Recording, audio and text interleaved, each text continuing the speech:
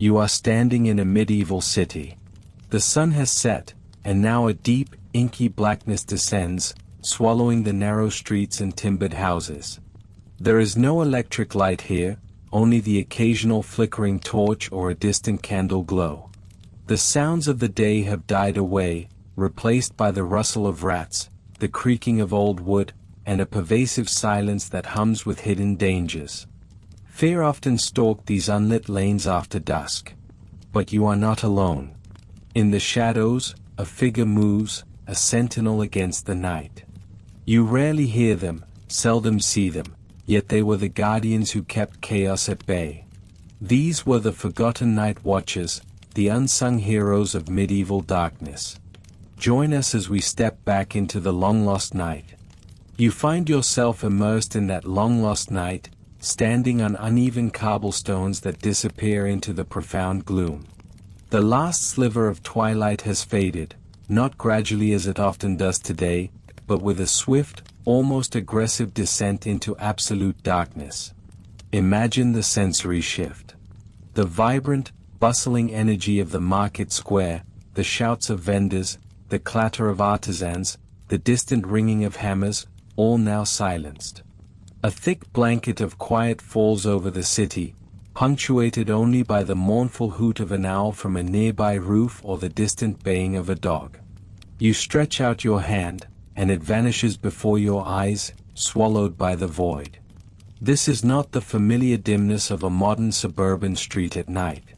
This is an all-encompassing, oppressive blackness, the kind that disorients and makes every shadow seem to writhe with unseen menace. There are no street lights here, no distant glow from a highway, not even the faint luminescence of a moon on cloudy nights can penetrate this depth. Any light you might encounter is a precious, fleeting thing, a guttering tallow candle behind a shuttered window, perhaps the fiery breath of a blacksmith's forge if it still labors late, or the faint, dancing flame of a watchman's lantern approaching in the far distance. Feel the cool air settle, carrying with it the damp earthiness from the unpaved lanes and the lingering smells of the day, refuse, wood smoke, sweat, the faint tang of animal waste, all now muted and diffused. The air grows heavy, thick with the unseen. Your eyes strain, desperately trying to discern shapes in the inky black, but they are met only by an impenetrable wall. This is a world where sight, your most dominant sense in daylight, is suddenly rendered almost useless. You must rely on your ears, on your nose, on the feel of the ground beneath your worn shoes. As darkness takes hold, the city transforms from a hive of human activity into a collection of isolated, vulnerable cells. The great wooden gates of the city walls, which stood open all day, are now slowly, ponderously closed and barred. Their heavy thud echoes through the quiet streets, a definitive sound marking the end of the day and the beginning of the city's slumber. A curfew often followed, a stern decree that all respectable citizens should be safely behind locked doors. To be caught outside after the bells rang could mean trouble, suspicion, or worse. You imagine the feeling of being inside one of these timber-framed houses. A fire burns low in the hearth, casting flickering light and warmth. A single rushlight or a precious beeswax candle might illuminate a small circle, pushing back the encroaching shadows just a few feet. Beyond that tiny halo of domestic light, the house itself would be a realm of deep, unseen corners. Every creak of the old timbers, every rustle of wind through the eaves, every distant, unexplained sound from the street outside would be amplified, transformed into a potential threat. Sleep would be a lighter thing, more easily disturbed, more attuned to the sounds of the night. Think of the real dangers that lurked in this profound darkness. Crime was certainly a major concern. Without any form of reliable street lighting, footpaths and cut purses found perfect cover. A lone traveler, even one hurrying home, became an easy target. But it was not just human predators. Wild dogs, hungry and desperate, scavenged through the waste. Even more terrifying was the constant, ever-present threat of fire. A misplaced candle, a spark from a hearth, a dropped torch could quickly ignite dry thatch roofs and timber walls. In narrow, packed streets, a single blaze could consume an entire ward of the city before help could arrive. The speed and ferocity of medieval fires were legendary, leaving ruin and despair in their wake. Beyond the tangible threats, there were the fears born of superstition and ignorance. The darkness was a realm for spirits, for succubi and incubi, for hags and witches, for things that whispered from the shadows and preyed on the innocent. These fears, though perhaps irrational by modern standards, were deeply ingrained and profoundly real to the people of the time. The unseen world pressed in, and the line between the natural and the supernatural blurred when the sun abandoned the sky. So, as you stand in this overwhelming darkness, you begin to understand the desperate need for someone, to push back against the tide of night. The city could not simply cease to exist from dusk till dawn. Order had to be maintained. Property had to be protected. The very fabric of urban life, though largely dormant, still required a vigilant eye. It was into this deep, challenging void that the figures of the night watch stepped. They were the thin line between a city that merely slept and a city that descended into chaos. Their patrols were not just about catching criminals, they were about being a visible, however faint, presence against the forces of dissolution. They carried not just weapons, but also the heavy burden of responsibility for an entire community's peace of mind. Their calls, their lanterns, their measured footsteps on the cobblestones were the only regular sounds of human activity that challenged the night's absolute dominion. They walked where you would fear to tread, peered into corners you would avoid, and listened intently for sounds you would dread. They were often ill-equipped, perhaps a simple polearm or a cudgel, a horn to sound alarm, and that ever-important lantern, its weak glow doing little more than illuminating the next few treacherous steps. There were no elaborate communication networks, no backup patrol, just a radio call away. Each watchman, or small group of watchmen, was largely on their own, confronting whatever the night decided to throw at them. The city, though silent, was not truly abandoned to the shadows. It was carefully, painstakingly guarded. Every night, as the last glimmers of daylight vanished, a select group of men took up their posts, bracing themselves for the long, arduous hours ahead.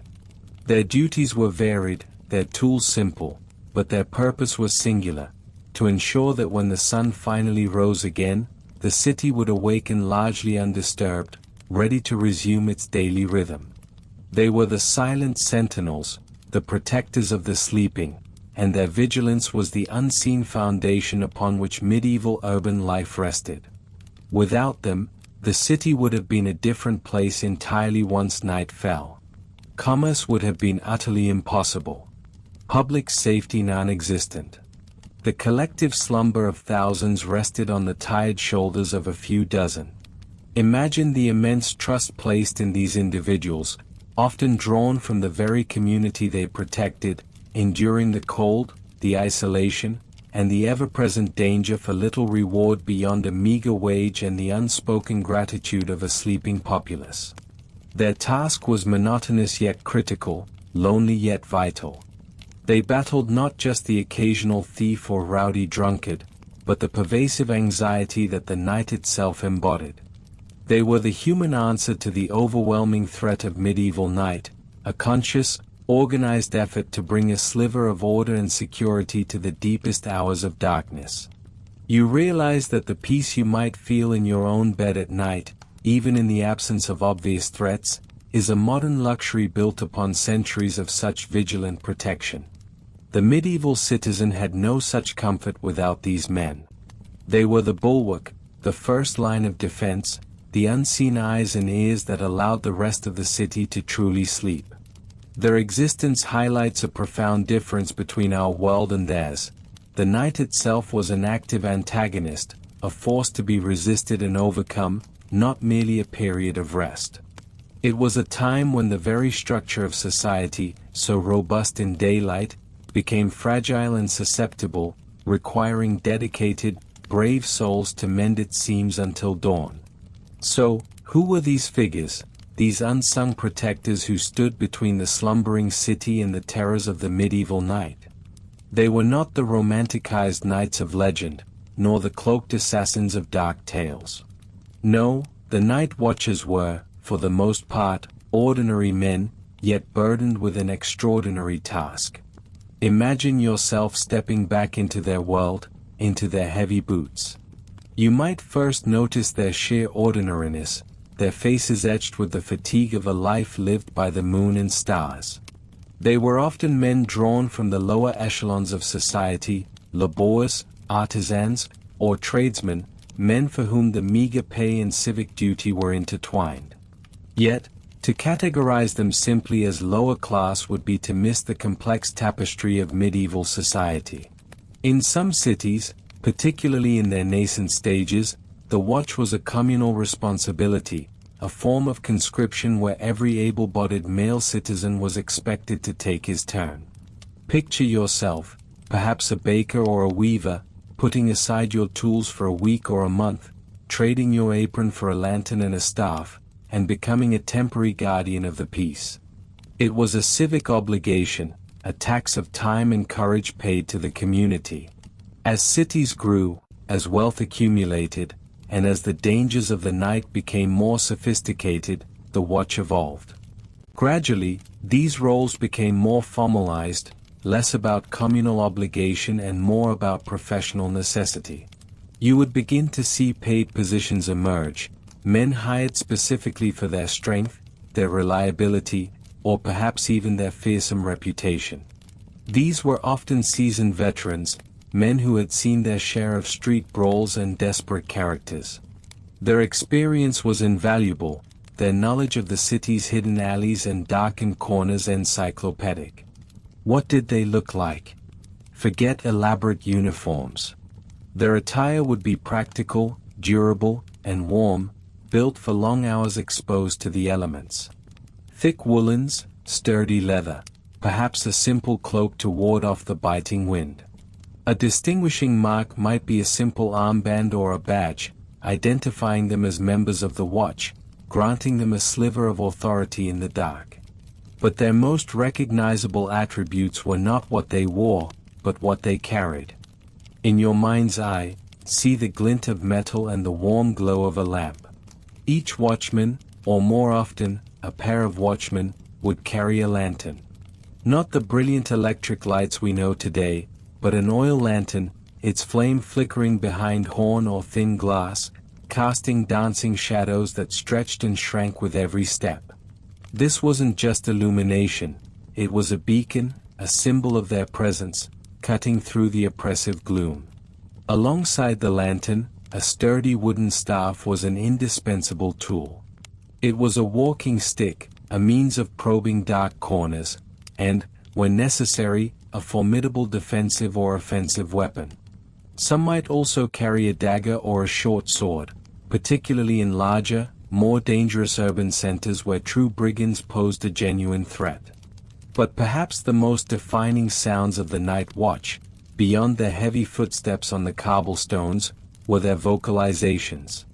They were the city's living clock, calling out the hours in rhythmic, often melancholic tones.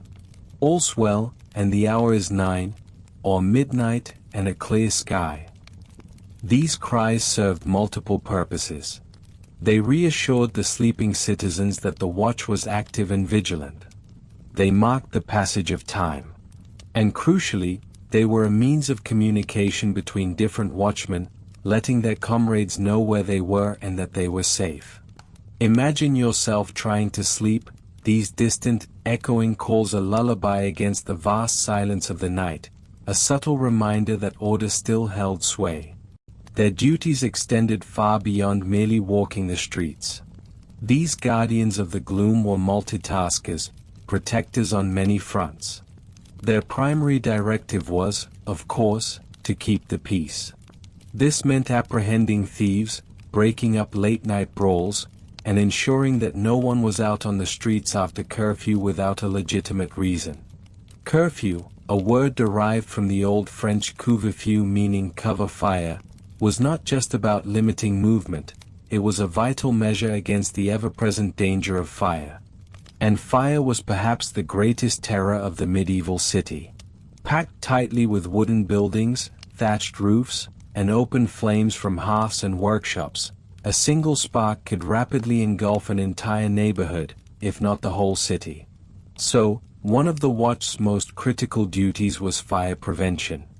They would patrol diligently, looking for unattended fires, ensuring that shopkeepers and homeowners had properly extinguished their embers before bed. If they spotted smoke or flames, their cries would instantly change from the rhythmic calls of the hour to urgent shouts of alarm, summoning the entire community to fight the blaze.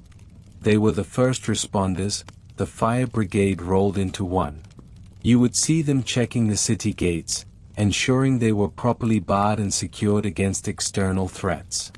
They would inspect the locks on critical buildings, warehouses, and the homes of merchants. Strangers entering or leaving the city after dark would be questioned, their purpose scrutinized. They were eyes and ears, constantly observing, listening for any sound out of place, a suspicious whisper, the scrape of a ladder against a wall, the distant cry of distress. Imagine the loneliness of their patrol. The wind whips through narrow alleys, carrying the scent of damp earth and stale refuse.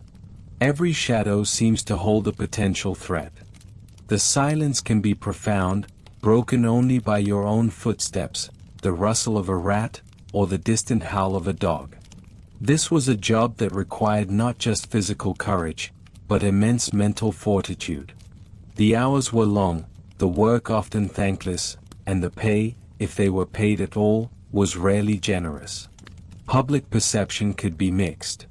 While appreciated for their vital role, they were also sometimes seen as a nuisance, enforcing unpopular curfews or interfering with revelry. Yet, despite these challenges, the night watches were an indispensable part of urban life. They were the threads that held the social fabric together after sundown. They represented the organized will of the community to assert control over the chaos of the night. Their shifts would typically begin around dusk, often announced by the ringing of a church bell, and would last until dawn, when they would hand over their duties to the day watch, or simply return to their beds, or their other daytime occupations, to rest before the next long, dark vigil. Their presence created a profound sense of security for those within the city walls, a feeling that, while the world outside might be wild and dangerous, within the bounds of their patrol, a measure of safety was maintained.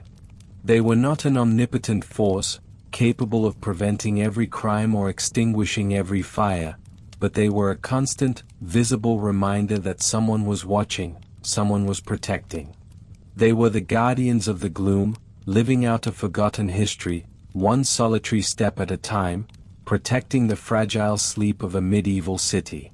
As the last lingering echo of the city's curfew bell fades into the vast darkness, you find yourself stepping into the role of a night watchman, your senses heightened, your breath visible in the chill air. The city, so vibrant and bustling by day, now lies wrapped in a profound silence, broken only by the distant barking of a dog, the rustling of rats in the refuse, or the mournful cry of an owl. This is your domain, from dusk until dawn, a realm of shadows and unseen threats. You carry a heavy staff, a versatile tool for both support and defense, its wood smooth from countless patrols. In your other hand, a lantern, its flickering flame casting a small, dancing circle of light that pushes back against the encroaching gloom, revealing cobblestones slick with recent rain, or perhaps the discarded remains of a market day. The light is a beacon, but also a target, a declaration of your presence in a world that prefers to hide. Your route is a familiar one, yet each night presents its own unique tapestry of sounds, smells, and anxieties. You begin at the city gates, ensuring they are securely barred, the heavy timbers locked tight against any external threat. The massive wooden doors feel cold beneath your touch, a formidable barrier between civilization and the untamed wilderness beyond. You listen intently for any unusual sounds from outside the walls, the distant howl of a wolf, perhaps, or the more sinister whisper of human voices. From the gates, you proceed into the winding arteries of the city. You walk past the tightly shuttered homes of merchants, their windows dark and uninviting. You pass the inns, where the last raucous laughter might still spill out into the street, a warm yellow glow betraying the revelry within. It is your duty to observe, to listen, and sometimes, to intervene. A drunken brawl, a heated argument, or the quiet, clandestine movements of a thief, all fall under your vigilant eye. The air is thick with the smells of the medieval night, the faint aroma of wood smoke from dying hearths, the pungent tang of unwashed streets, the sweet, decaying scent of refuse, and, occasionally, the comforting smell of freshly baked bread from an all-night bakery. These smells are guides, helping you to understand the city even when your eyes are strained by the darkness. As you navigate the narrow alleys, your footsteps are the only sound, rhythmic and solitary. You call out the hours, your voice a deep, resonant cry that slices through the stillness. All's well and the hour is 9, you might shout, or past midnight and all is safe. This cry is more than just an announcement of time, it is a declaration of presence, a reassurance to those sleeping within their homes, and a warning to those who might wish to do ill. The sound echoes back to you, a lonely affirmation of your vigil. The perils you face are many. The treacherous cobblestones themselves are a constant hazard, especially in the rain or ice. A twisted ankle in the dark could leave you vulnerable, isolated, and in pain. But far greater dangers lurk in the deeper shadows. You are always alert for the glint of a knife, the sudden rush of an assailant, or the desperate plea for help. Footpads, cutpasses, and more violent criminals prefer the cover of night, and it is you who stands between them and their unsuspecting victims. You might encounter stray dogs, their barks echoing eerily in the deserted streets, or even larger, more feral creatures drawn by the city's waste. Sometimes, you stumble upon a sick or injured person, perhaps a traveler fallen ill, or a beggar who has succumbed to the cold.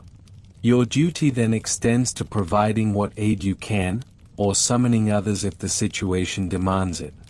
You are, in many ways, the first responder of the medieval night. The threat of fire is ever present and catastrophic in a city built largely of wood and thatch. You scan the rooftops for any suspicious glow, any tendril of smoke that might signal the start of a devastating blaze. If you spot one, your horn will sound, a piercing, urgent blast that mobilizes the entire community, stirring them from their sleep to form bucket brigades and dismantle adjacent structures to create fire breaks. It is a terrifying responsibility, the fate of hundreds of homes resting on your keen observation. Sometimes, your patrol is punctuated by moments of profound tranquility. You might pause by the market square, the stalls empty and silent, bathed in the pale light of the moon.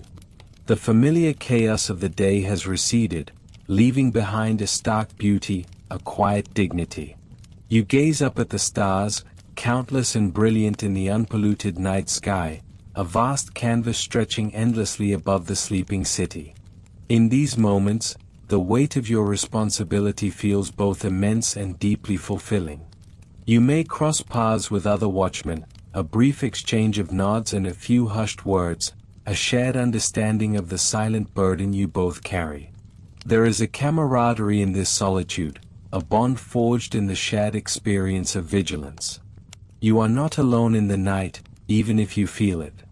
Other lanterns flicker in the distance, other voices call out the hours, a network of watchful eyes protecting the community. As the night deepens, the cold often intensifies, seeping into your bones despite your thick woolen cloak. You keep moving, knowing that stillness invites the chill.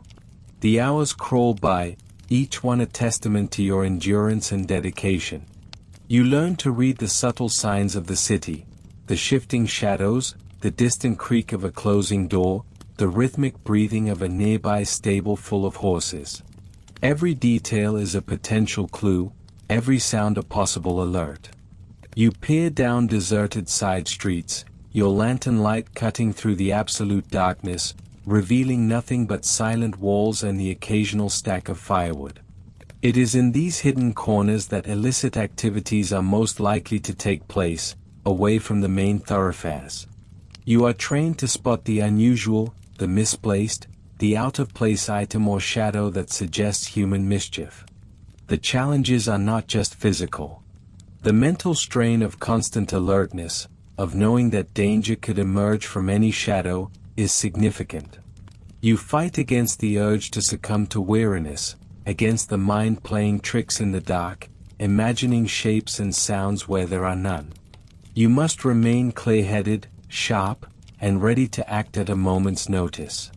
Yet, despite the ever-present potential for peril, the prevailing feeling of many a watchman's night is one of quiet, solitary perseverance.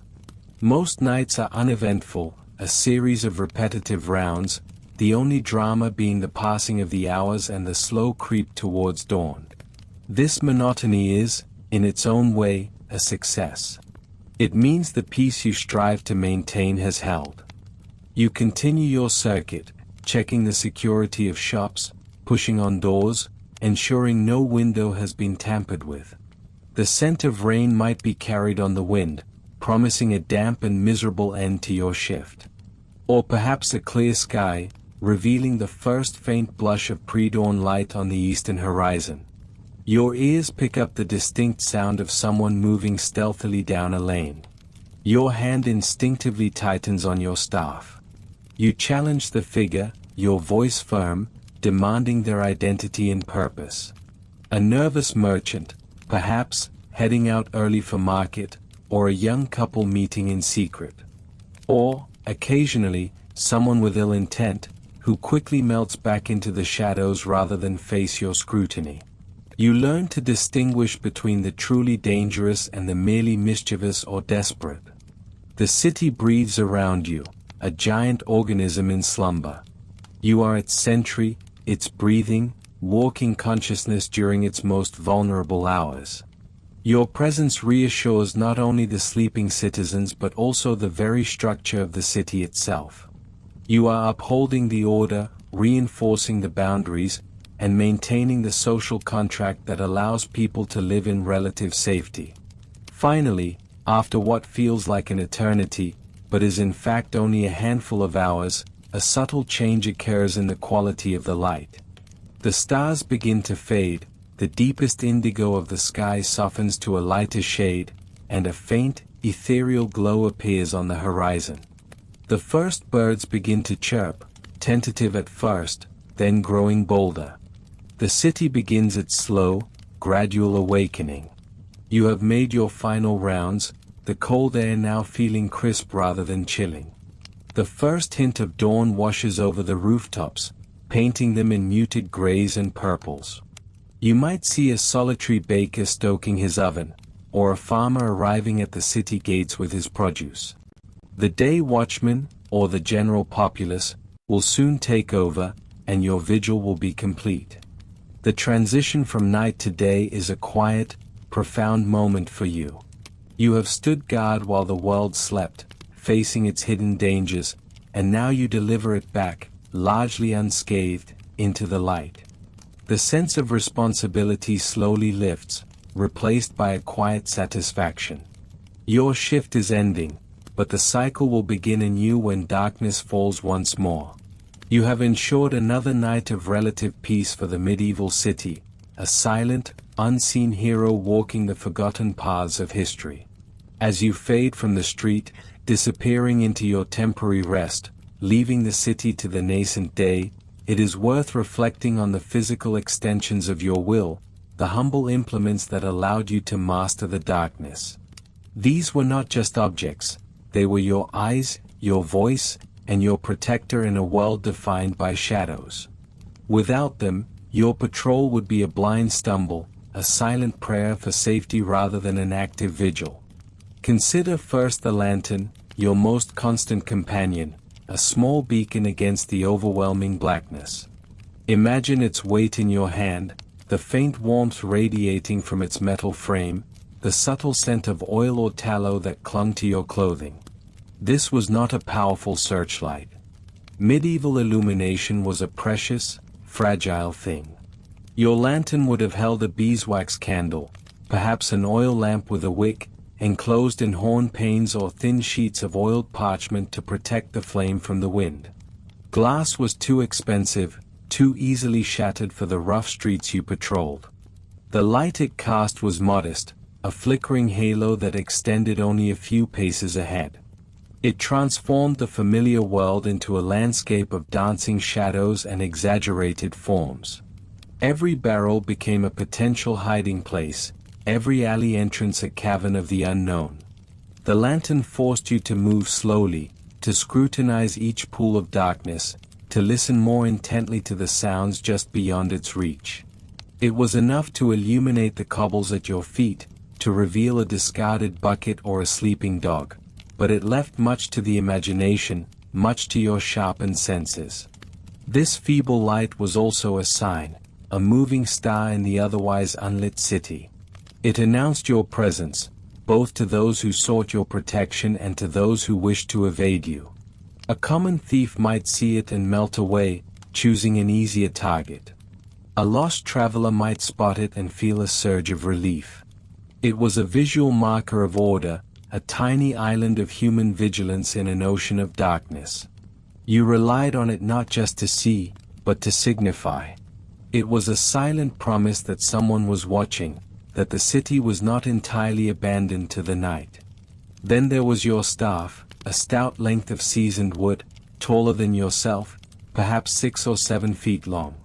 This was a multi-purpose tool, essential for your solitary rounds. Feel its smooth, worn surface under your grip, the heft of it as you lean it against a wall. Its primary function was defense. In a sudden confrontation, it could be a formidable weapon, used to parry a blow, to keep an attacker at bay, or to deliver a crushing strike if necessary. You were not a knight, perhaps, but you were armed, and your staff was a deterrent, a sign that you were not to be trifled with. Beyond its use in a fight, the staff was an invaluable aid to navigation and inspection. Imagine probing the dark corners of a building, testing a creaking gate, or pushing aside a hanging cloth that might conceal a doorway. It allowed you to extend your reach, to investigate without placing your hand directly into unknown dangers. It was a third leg on uneven terrain, helping you maintain balance on slippery cobbles or negotiate the unseen steps of a darkened alley. Its rhythmic tap on the ground as you walked would have become part of the night's soundtrack, a reassuring counterpoint to the city's whispers. The staff also served as a symbol of your authority. Even without a uniform, its presence marked you as someone with a specific role, a purpose in the night. It was an unmistakable emblem of your duty, recognized by citizens and criminals alike. To see the silhouette of a watchman, lantern glowing, staff held firm, was to understand that the law had a presence even in the dead of night. It was your rod of office, a physical representation of the trust placed in you by the community. Finally, consider the horn, a simple yet powerful instrument. It hung at your belt, perhaps a cow horn hollowed and polished, or a more ornate brass or copper one for a wealthier city's watch. Its purpose was communication, a way to cut through the silence or the din of the night and be heard across distances. Imagine bringing it to your lips, the slightly metallic or organic taste of the mouthpiece, and then, with a deep breath, sounding a call. A blast from your horn could mean many things. It could be an alarm, a piercing shriek that summoned other watchmen to a disturbance, signaling fire, theft, or violence. The urgency of its tone would instantly alert anyone within earshot that something was amiss. It was the medieval equivalent of a panic button, immediate and undeniable. Your neighbors, stirred from their sleep, would know by the quality of the blast whether to bar their doors more tightly or to peer cautiously from their windows. But the horn was not just for emergencies. It was also a timekeeper, marking the passing hours.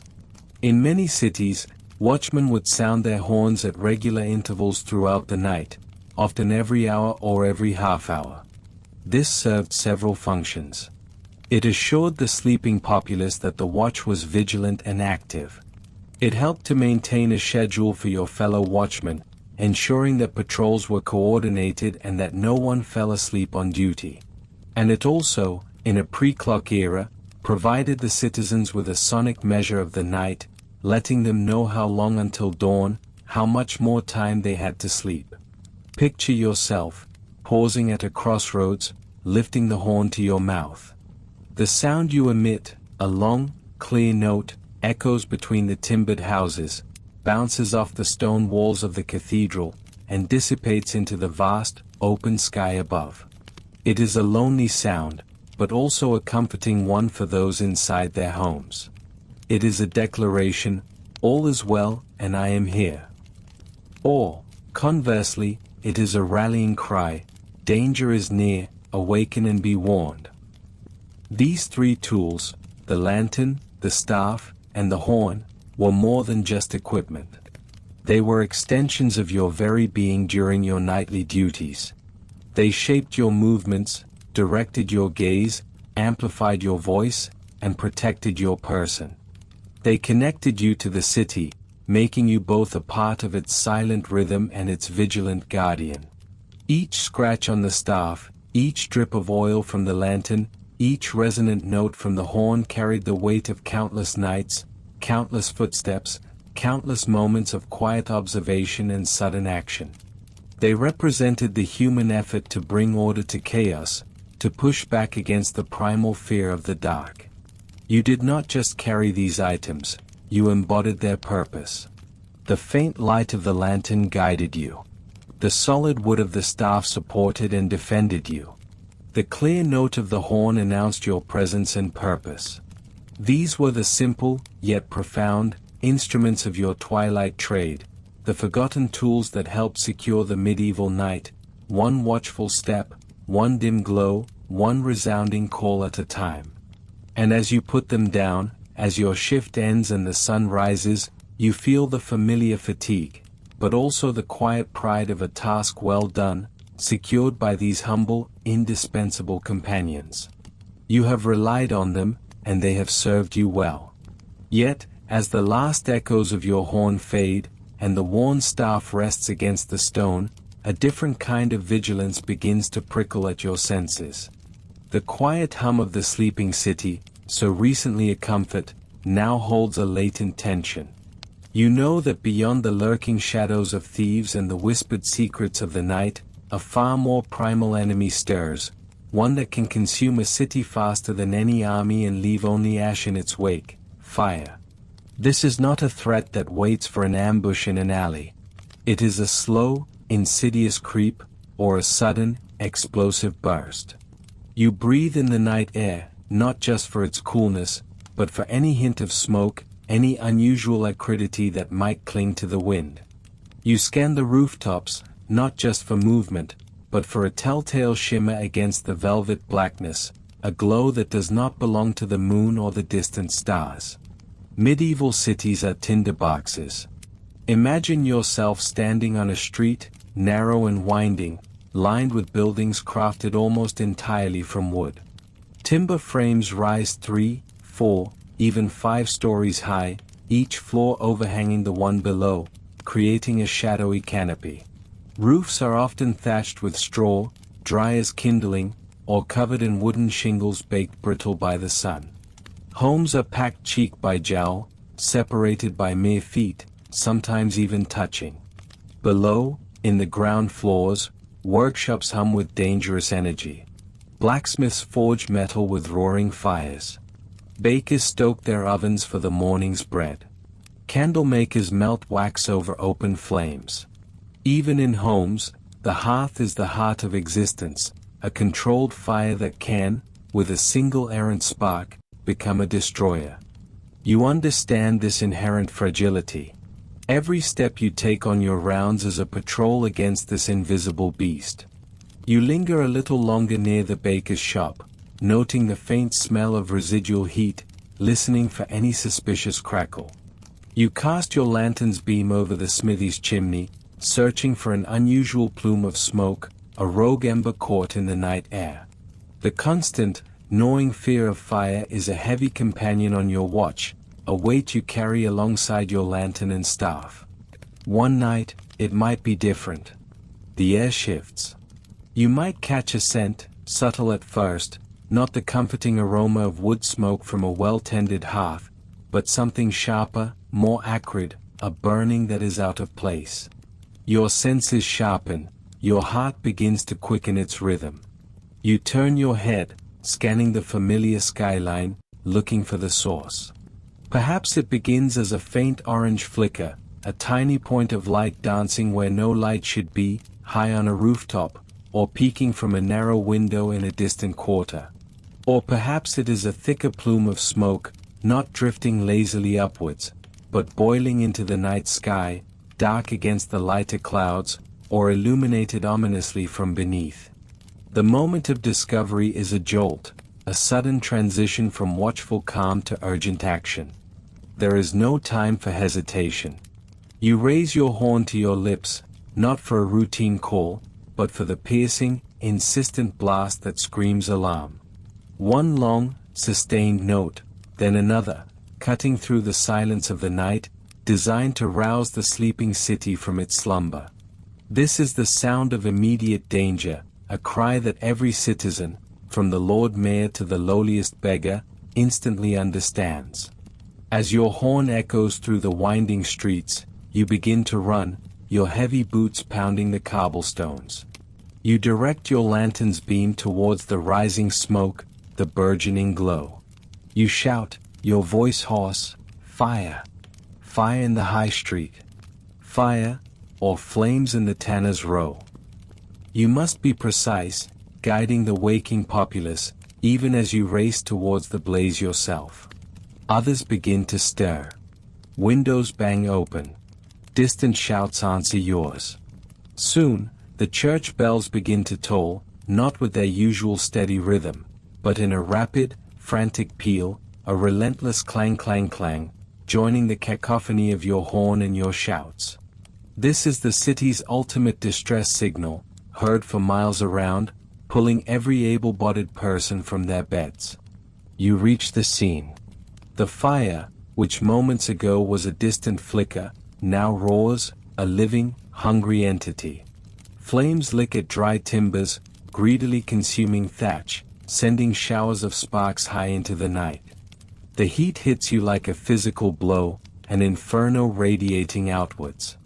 Smoke stings your eyes and catches in your throat, thick and acrid. Chaos erupts, but it is a chaos with a desperate purpose. Neighbors spill out of their homes, some still in their nightclothes, carrying buckets. Children are clutched close by terrified parents. You see the organized panic begin. A bucket chain forms, stretching from the nearest well or cistern, a continuous line of hands passing water towards the inferno. Men grab axes, hooks, and poles. Your role now shifts from simple detection to direct leadership and organization. You are no longer just a patrolman, you are a first responder, a coordinator. You shout instructions, guiding people, pointing to critical areas. Break down that door, you might command, or get to the roof with that water. You know the city's architecture, its weak points, its flammable arteries. You understand how fire spreads, racing along connecting walls, leaping across narrow alleys, propelled by the night wind. The goal is not just to douse the flames, which often feels like an impossible task against such a raging beast, but to contain it.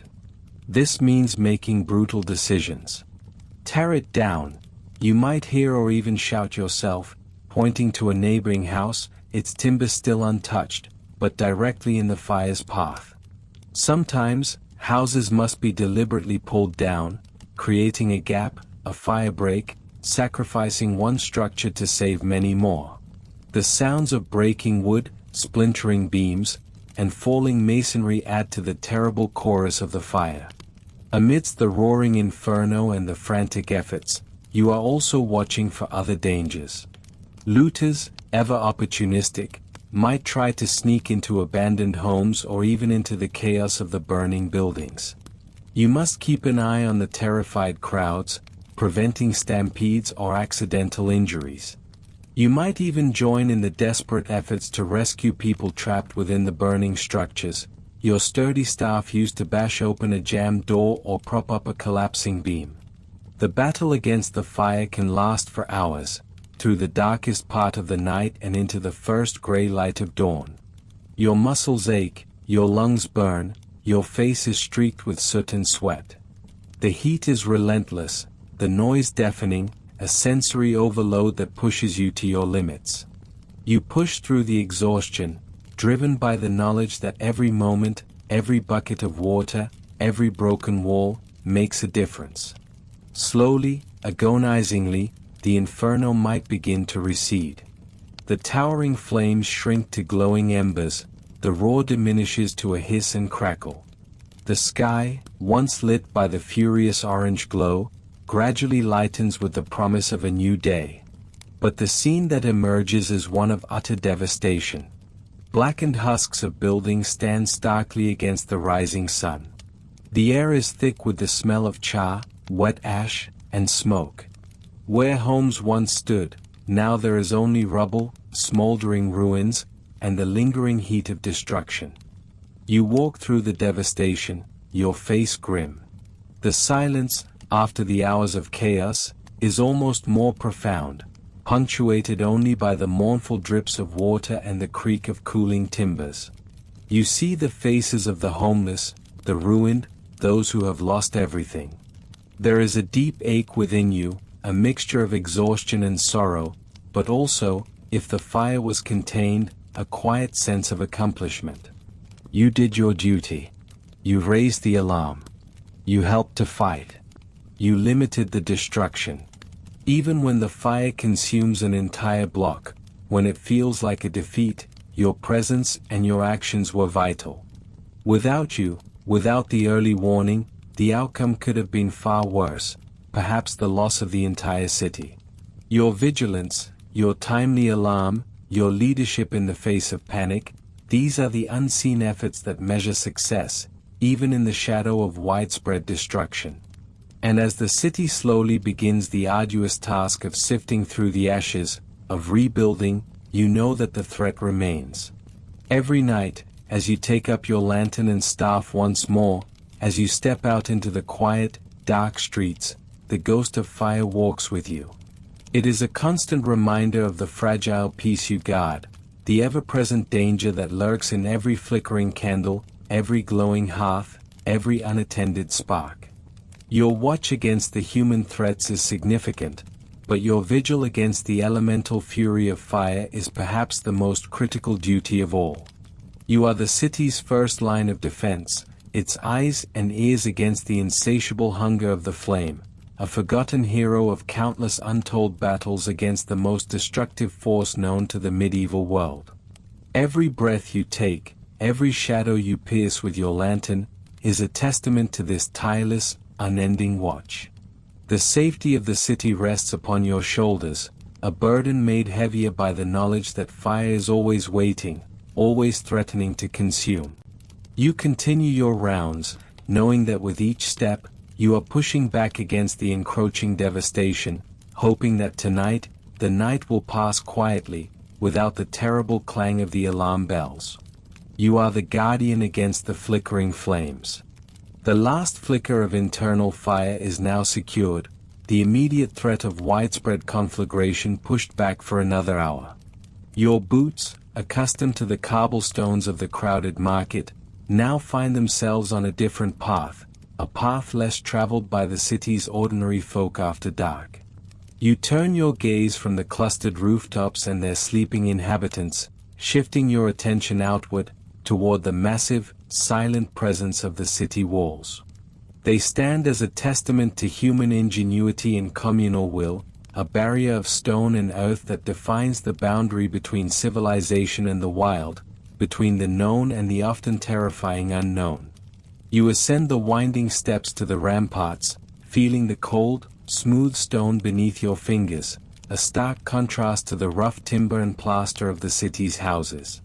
The wind, which was merely a whisper between buildings, now bites with an untamed vigor up here, carrying with it the sense of damp earth, distant forests, and perhaps, something else, something less identifiable. The very air feels different, thinner, imbued with a sense of vastness that was absent in the enclosed streets below. Up here, high above the sleeping city, the view is expansive and humbling. You see the grid of moonlit streets, the faint glow of distant hearths, a spiderweb of lives contained within this protective shell. But your attention is drawn outward, over the formidable battlements, into the profound darkness that stretches beyond the ditch, beyond the fields, to the shadowy edges of the world. This is where the unseen foe truly dwells. Your duties here are different, less about immediate intervention and more about observation, deterrence, and early warning. You patrol the wall walk, your lantern casting a small, bobbing pool of light that seems swallowed by the immensity of the night. You check the merlins and crenellations, ensuring no one has tampered with the stone, no grappling hooks lie waiting. You lean over the edge, peering down into the dry moat or the water-filled ditch, searching for any sign of disturbance, any footprint in the mud, any shadow that seems too deep, too still. The city gates, those massive portals of timber and iron, are a particular focus. They are the arteries of the city during the day, but at night, they become its most vulnerable points. You inspect the bars, the chains, the heavy bolts, running your hand over the cold metal, listening for any creak or groan that shouldn't be there. You check the posterns, the smaller, often hidden gates used for specific purposes, ensuring their locks are secure and undisturbed. Any hint of a breach, any sign of an attempt to gain an authorized entry, must be reported immediately. The integrity of these entryways is paramount to the city's survival. It is out here that you truly confront the immediate, tangible threats from beyond the city's embrace. Bandits, for example, are a constant menace. Driven by desperation or greed, they lurk in the shadowed woodlands, waiting for an opportunity. Perhaps they attempt to scale a less guarded section of the wall, or try to bribe a gatekeeper, or even attempt a crude breach. Your presence, your periodic passing, is a deterrent, a visible reminder that the city is vigilant, even in its deepest slumber. You listen for the telltale snap of a twig, the rustle of leaves that isn't the wind, the faint murmur of human voices where there should be only silence. You are the sentinel against the human predators who prey on the vulnerability of the night. Sometimes, it is not direct assault but subtle infiltration. Smugglers, attempting to bypass tariffs or bring in contraband goods, might try to use the darkness as a cloak. They might have hidden pathways, or attempt to pass goods over lower sections of the wall. Your keen eyes scan for anything out of place, a rope dangling where it shouldn't be, a sack left near the base of the wall, the glint of a tool in the moonlight. These acts, while not violent, undermine the city's economy and order, and are a silent threat in their own right. But beyond these more conventional dangers, there is another category of unseen foe, one far more insidious, far more terrifying in its reach. This enemy does not carry a sword or wield a torch. It has no physical form you can fight, no walls you can build high enough to keep it out. This is the unseen enemy of pestilence, of disease, of the Black Death itself. Medieval cities, for all their strength in stone and numbers, were often fragile ecosystems, vulnerable to the silent invasion of illness. The movement of people and goods, essential for life, also served as vectors for death. Your role as a night watchman, while not that of a physician or a priest, becomes unexpectedly critical in the defense against such an unseen foe. You are at the gates. You observe the comings and goings, not just for suspicious characters, but for suspicious signs of illness. A traveler arriving late, coughing uncontrollably, with a feverish pallor and eyes that betray suffering. A family attempting to leave under the cloak of darkness, their faces drawn with fear, perhaps hiding a sick child. While you cannot diagnose, you can report. Your observations are vital intelligence for the city authorities, for the physicians, for the aldermen who must make grim decisions. During times of plague, your duties take on an even more somber aspect. You might be tasked with enforcing quarantines, patrolling areas where the sick are isolated, ensuring no one enters or leaves, thereby preventing the further spread of the invisible killer. This is a duty filled with dread, for you stand guard not against visible aggression, but against a microscopic terror that can claim anyone, including yourself. You see the fear in the eyes of those confined, the desperate pleas of those seeking escape, the grim determination of the healthy attempting to protect themselves. You might be the one to report unusual spikes in deaths within a district, noticing a sudden silence in a street where children usually play, a number of closed doors and drawn shutters that speak of loss. These are not direct confrontations, but rather acts of silent vigilance, of piecing together fragments of information that can lead to vital action, potentially saving countless lives. Your lantern light piercings the literal darkness, but your observations try to pierce the deeper, more terrifying darkness of an epidemic. The psychological toll of this particular unseen foe is immense. You patrol, knowing that the very air you breathe, the touch of a stranger, could be a conduit for this invisible enemy. There is no armor against it, no sword that can strike it down. Your only weapon is awareness, diligence, and the courage to face the pervasive, creeping fear. Beyond human and biological threats, there are the more subtle, existential unseen foes of the medieval night. The relentless forces of nature that can subtly weaken the city's defenses. Prolonged rain can erode foundations, flood cellars, weaken the earthworks around the walls. Frost can crack stone. The insidious growth of roots can compromise mortar. While not immediate threats, your rounds include an awareness of these natural processes, reporting any significant structural changes or water damage that could, over time, create a vulnerability. You are a pair of eyes for the city against the slow, grinding forces of decay. And then there is the unseen foe within the mind, the isolation of the lonely watch, the superstitions that cling to the shadows outside the city. Whispers of spirits, of monstrous beasts in the surrounding wilderness, of dark magic practiced under the full moon. While a practical man, a night watchman is also a man of his time. The unknown itself can be an unseen foe, preying on fear and imagination, especially when one stands alone, suspended between the safety of the city and the vastness of the untamed night. Your watch beyond the walls is a lonely vigil, a comprehensive defense against a spectrum of threats. From the bandit waiting in ambush to the silent, invisible march of disease, from the forces of nature to the terrors of the imagination, you are the unwavering guardian. You are the link between the city's vulnerability and its resilience. Each careful step along the ramparts, each moment spent peering into the darkness, is an affirmation of your commitment to the collective safety. You stand not just as a protector against physical harm, but as an integral part of the city's immune system, constantly monitoring, constantly reporting, constantly defending against what cannot always be seen, but can always harm. Your silence is a shield, your awareness a weapon against the myriad dangers that lurk just beyond the protective embrace of the city walls. But what of the man beneath the hooded cloak, the one who embodies this unwavering awareness? What life awaits you, the solitary sentinel, once the sun has dipped below the horizon and the city's heart begins its slumbering beat? Your shift is about to begin, not on the grand ramparts you have just patrolled, but deep within the labyrinthine alleys, among the timbered houses and the shadowed doorways where other, more intimate dangers lurk. You are not a knight in shining armor, nor a wealthy merchant.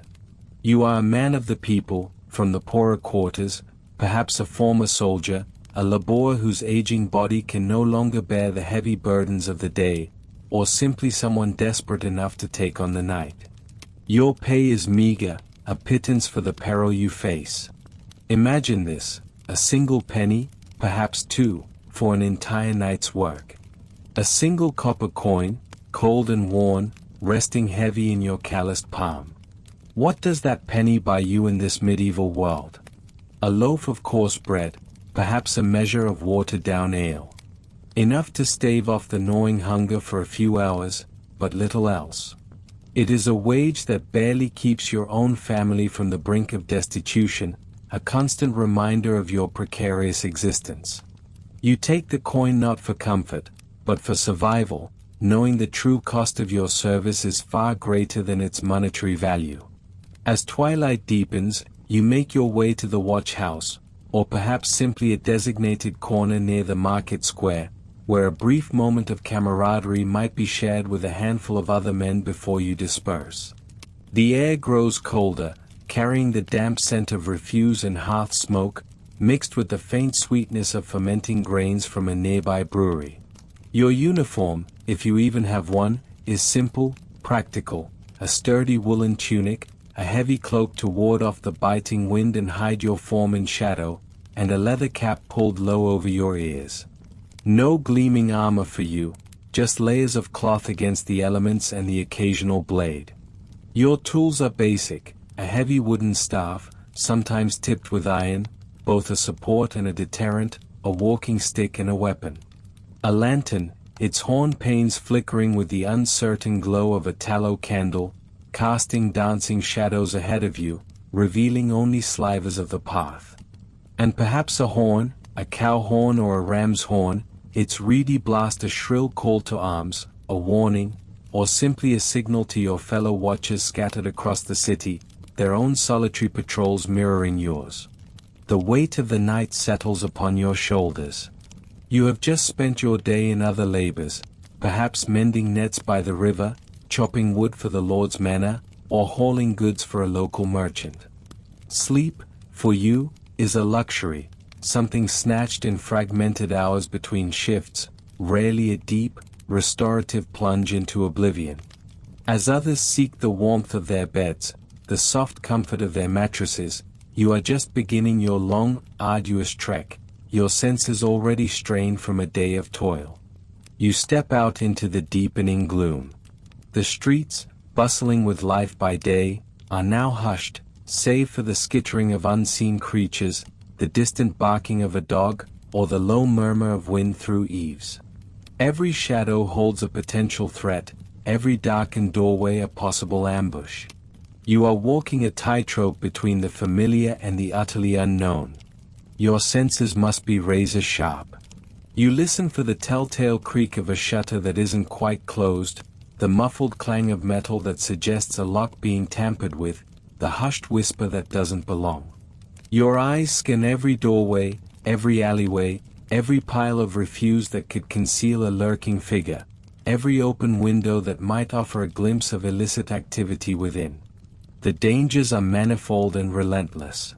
There are the professional thieves, their faces masked or hooded, their intentions clear, silently scaling walls or picking locks with practiced hands. They move like wraiths, their goal the unguarded vault, the sleeping merchant's chest. There are drunken revelers, spilling out of taverns, their mood unpredictable, their fists quick to fly, turning a simple disagreement into a violent brawl that could consume an entire street corner. There are desperate vagrants, seeking warmth or food, sometimes driven by hunger or cold to petty crime, their desperation a different kind of threat. And then there are the fires. Oh, the fires. In a city built predominantly of wood and thatch, where hearths burn constantly and candles flicker in every home, a single carelessly dropped ember, a forgotten candle, or a faulty chimney can turn an entire district into a raging inferno within minutes. You are the first line of defense, the one who must raise the alarm with your horns-piercing cry, direct the frantic bucket brigades, and rouse the sleeping populace from their deadly slumber, often risking your own life to bang on doors swallowed by smoke. Your rounds are prescribed, but the night is full of surprises.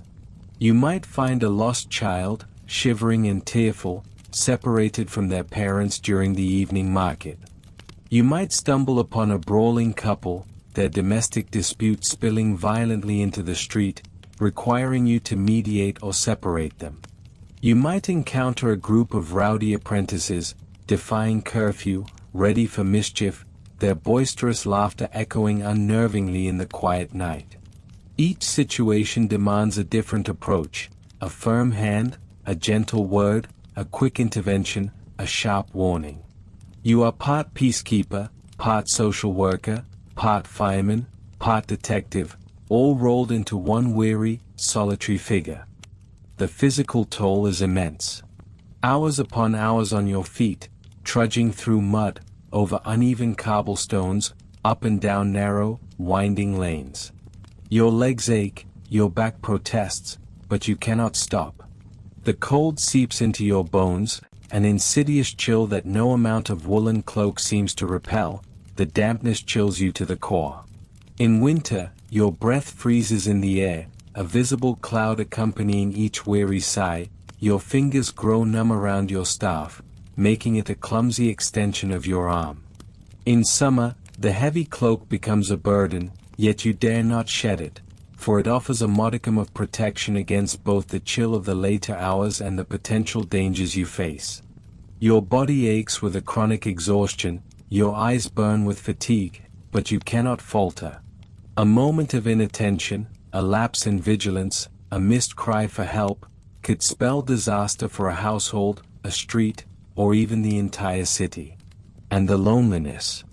It is a palpable presence, walking beside you like an invisible, unyielding companion. The vast majority of the city sleeps, oblivious to your tireless vigil, dreaming their dreams, secure in their closed homes. You are a ghost among the living, a silent protector moving through a world lost in slumber. The only sounds are often your own footsteps, the rhythmic swing of your lantern, the distant cries of a nocturnal animal, and the occasional chime of a distant church bell marking the passing hours. 1 o'clock. 2 o'clock. 3 o'clock. Each strike echoes the relentless march of time and the dwindling hours until dawn, until release, until the brief respite of sleep. There is little gratitude for your efforts. Many see you as an unwelcome authority, an inconvenience, a meddler. Merchants might grumble about the noise you make or the questions you ask, preferring not to be disturbed. Young lovers might resent your interruption of their clandestine meetings. You are a necessary evil, tolerated rather than celebrated, a shadow figure who, by their very presence, reminds others of the darkness they wish to ignore. Should a crime occur on your watch, you are often the first to be blamed, facing the wrath of the town council, fines that strip away your meager earnings, or even imprisonment. Your reputation, your livelihood, your very freedom hangs precariously on your ability to prevent the unforeseen. You learn to read the night, to understand its subtle language, a language spoken in whispers and shadows. The way the wind whispers around certain corners, carrying different scents, stale beer, burning timber, something metallic. The distinct sound of a distant dog versus a nearby one, its bark carrying different implications. The different quality of footsteps on various surfaces, the soft pad on dirt, the sharp click on stone, the dull thud on a wooden walkway. You develop an intuitive sense for trouble, a sixth sense honed by countless hours of solitary patrol. You know which taverns are likely to spill out trouble, which dark alleys are favored by lurking shadows, which houses are known for unrest. You become intimately familiar with the city's underbelly, its secret passages, its hidden dangers, its clandestine activities. The constant stress gnaws at you. The fear of missing something, of failing in your duty, of confronting an overwhelming force of criminals or a raging inferno with only your staff and your courage. You carry the burden of the city's safety on your weary shoulders, a responsibility that far outweighs the paltry sum in your pocket. Yet, you persevere. You continue to call out the hour, your voice hoarse from the cold and fatigue, but steady, a beacon in the darkness. You continue to shine your lantern into the gloom, pushing back the encroaching darkness, one flickering beam at a time. This is your life, the forgotten hero of the medieval night. A life of quiet sacrifice, of unwavering dedication in the face of indifference and danger. You are the unseen hand that guides the city safely through the darkness, allowing its citizens to sleep soundly, unaware of the battles you fight on their behalf, the cold you endure, the dangers you avert.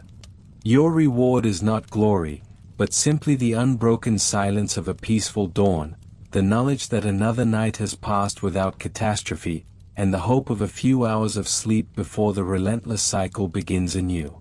You are the humble custodian of the sleeping world, and your story, often unwritten, is etched into the very stones of the city you protect, a silent testament to endurance and duty. You are a silent testament, yes, but to whom?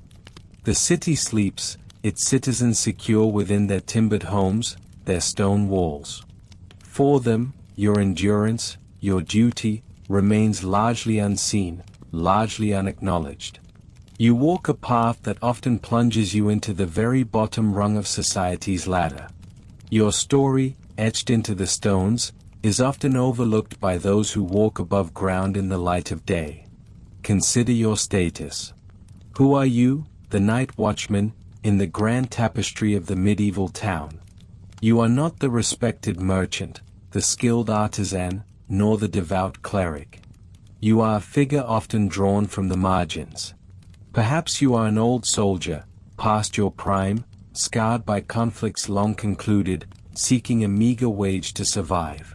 Perhaps you are a man fallen on hard times, a journeyman who could not find steady work, a widow's son needing to support his family. Or perhaps you are simply one of the many whose fortunes never quite rose above the shadows. This is not a position sought by the ambitious, or the privileged. This is a post for those for whom other doors have closed, or for whom the lure of a regular, if paltry, income outweighs the dread of the night's embrace. You wear the simple uniform, a coarse tunic, perhaps, a cape against the chill. Your tools are humble, the lantern, the staff, the horn, the bell. These are not symbols of power or prestige, but rather the practical necessities of a challenging, often thankless, role. As you patrol, calling out the hours, you know that your presence is a dual-edged sword for the sleeping populace. On one hand, you are their protection. On the other, you are a constant reminder of the threats that necessitate such protection. And in the complex social hierarchy of the medieval world, reminders of danger, especially when embodied by a figure of low standing, often invite not gratitude, but a subtle, sometimes overt, scorn. Imagine the wealthy merchant, roused from a deep sleep by your booming cry of all is well and the hour is 9. Does he feel a surge of gratitude? Perhaps a fleeting thought of security. But more often, you are a disturbance. A necessary nuisance. A common figure whose very presence signifies a world he would rather forget during his comfortable slumber. You hear the whispers, the snickers from those few late-night revelers who still stumble through the streets. There goes old Thomas, or young William, talking to himself again. They mock your solemnity, your routine, your very dedication.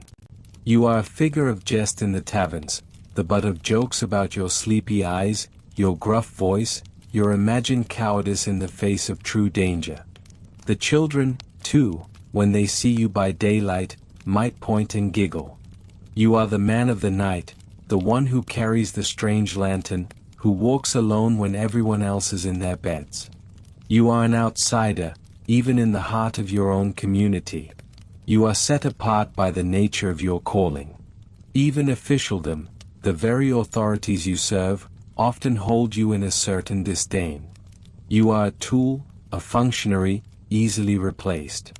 Your reports of petty crimes, of suspicious figures, might be dismissed with a wave of a hand, or met with skepticism.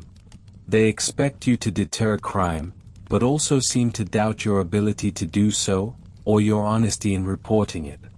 You are held responsible for the city's peace, yet given little power or respect to truly enforce it. This scorn, this low status, is part of your silent sacrifice. It is not just the cold that gnaws at your bones, or the fear that tightens its grip when a shadow stares in an alley. It is the steady erosion of your dignity, the knowledge that your vital service is often unappreciated, even ridiculed. You give your nights, your sleep, your energy, and in return, you receive a pittance and the quiet sneers of those you protect. Your sacrifice is multifaceted. It is the physical toll, undoubtedly. The relentless cycle of vigilance, the constant battle against fatigue, the damp chill that permeates your cloak and seeps into your very bones. You develop a cough that lingers through the seasons, your joints ache with a persistent dull throb. Your eyes, accustomed to the gloom, find the midday sun almost painfully bright. But more profound is the sacrifice of a normal life. While others feast and celebrate, you stand guard. While families gather around hearths, you walk alone through the deserted streets. Your social life, if you have one, is constrained to the brief hours of daylight, often spent trying to recover from the previous night's duty. You miss the market bustle, the church festivals, the simple camaraderie of neighbors sharing a drink at the alehouse during the evening hours. You are separated from the rhythms of the community. You become a creature of the night, an almost spectral figure, glimpsed by few, truly known by even fewer. This isolation can be a heavy burden. The human spirit thrives on connection, on belonging. Your role, by its very nature, pushes you to the fringes. Consider the mental strain. Every creak of a shutter, every rustle of leaves, every distant dog bark, could be a prelude to danger. Your mind is a finely tuned instrument of detection, constantly scanning, assessing, anticipating. This constant state of heightened awareness is exhausting, far more so than mere physical exertion.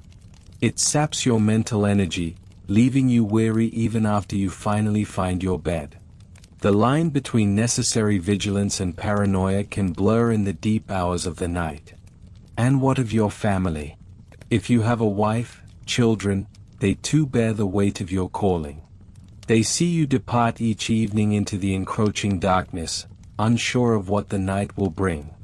They wake to find you sleeping, or preparing to sleep, while their day begins. The meals you share are often silent, your mind still replaying the echoes of the night, or already bracing for the next. Your absence is a constant presence in their lives, a quiet testament to your unwavering dedication, but also to the demanding nature of your sacrifice. You choose this, perhaps not willingly at first, but you embrace it. You accept the scorn, the low status, the loneliness, because you understand something that the sleeping city does not, the fragility of peace. You know that without your watchful eye, without your unwavering call, without your staff to deter the mischief maker or your horn to raise the alarm, the fragile peace of the night could shatter. So you carry your lantern, a small star in the vast darkness. You call out the hours, your voice a rhythmic anchor in the stillness. You endure the cold, the taunts, the indifference. You do it not for glory, for there is none, and not for riches, for there are few. You do it because someone must. Someone must stand between the sleeping world and the encroaching chaos. Your silent sacrifice is an act of profound civic duty, one largely unrecorded in the grand chronicles of history. Historians write of kings and battles, of trade routes and grand cathedrals. They rarely pause to consider the humble watchman, who made all those other achievements possible by simply keeping the peace, one quiet, lonely night at a time. You are the invisible glue that holds the community together after sunset. You are the quiet guardian whose vigilance allows others the luxury of oblivion. You are the unsung hero, not of a single heroic act, but of 1,000 tiny acts of courage, patience, and unwavering commitment, repeated endlessly, night after night, season after season. And as the first faint hint of dawn begins to paint the eastern sky, washing the stars away, you feel a familiar mixture of exhaustion and quiet triumph. Another night has passed. The city is safe. You have performed your duty.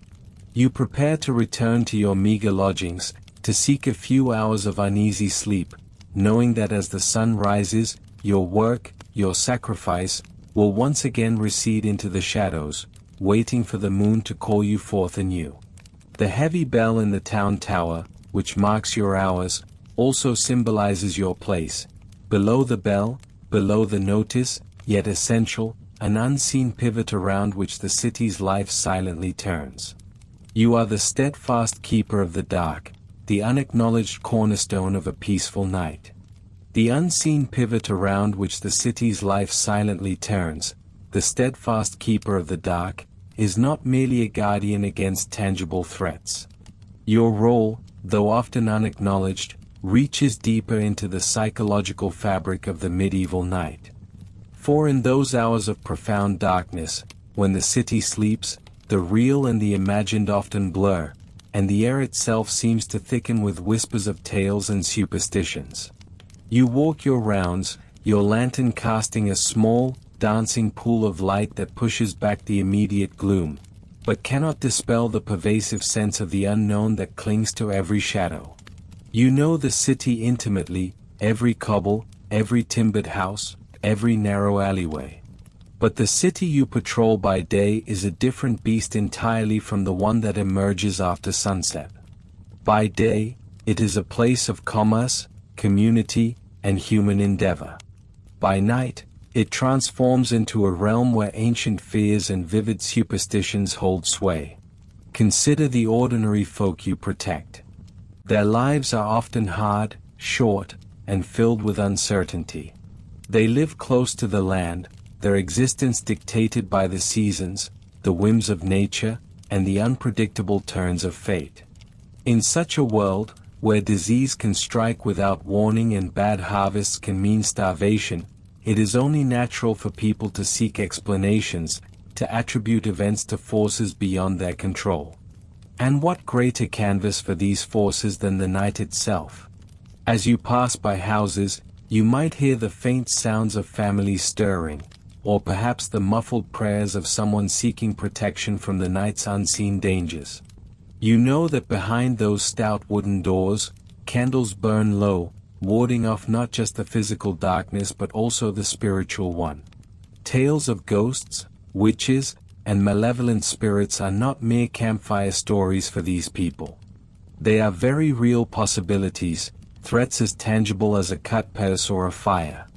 Imagine the chill that runs down your spine when you hear a sudden, unidentifiable cry from a darkened alley. Is it a stray cat, a drunkard, or something else? Your mind, trained to observe, to be vigilant, cannot help but consider the more unsettling possibilities that the common folk speak of. You have heard the stories around the alehouse fires, the hushed warnings passed from elder to child. The restless dead, unable to find peace, are said to wander the very streets you patrol. Unbaptized infants, buried in unconsecrated ground, might cry out from the darkness. Witches, too, are a pervasive fear. Secret covens meeting under the moon, casting spells, causing illness, or bringing misfortune. You might pass a house known for an old woman who keeps to herself, her windows always shuttered. Is she simply reclusive, or is she practicing dark arts? The fear is palpable, woven into the very fabric of the city's nightly anxieties. While your mandate is to protect against crime and fire, the unspoken expectation, perhaps even from yourself, is also to stand guard against these more arcane threats. You might scoff in the bright light of day, dismiss such talk as mere peasant superstition. But alone in the oppressive quiet of the wee hours, when the wind howls through narrow passages and shadows stretch and distort familiar objects into monstrous shapes, even the most rational mind can waver. A sudden creak of a shutter, a distant, mournful howl, the rustling of leaves that sounds unnervingly like footsteps behind you. Your heart quickens. You grip your staff tighter.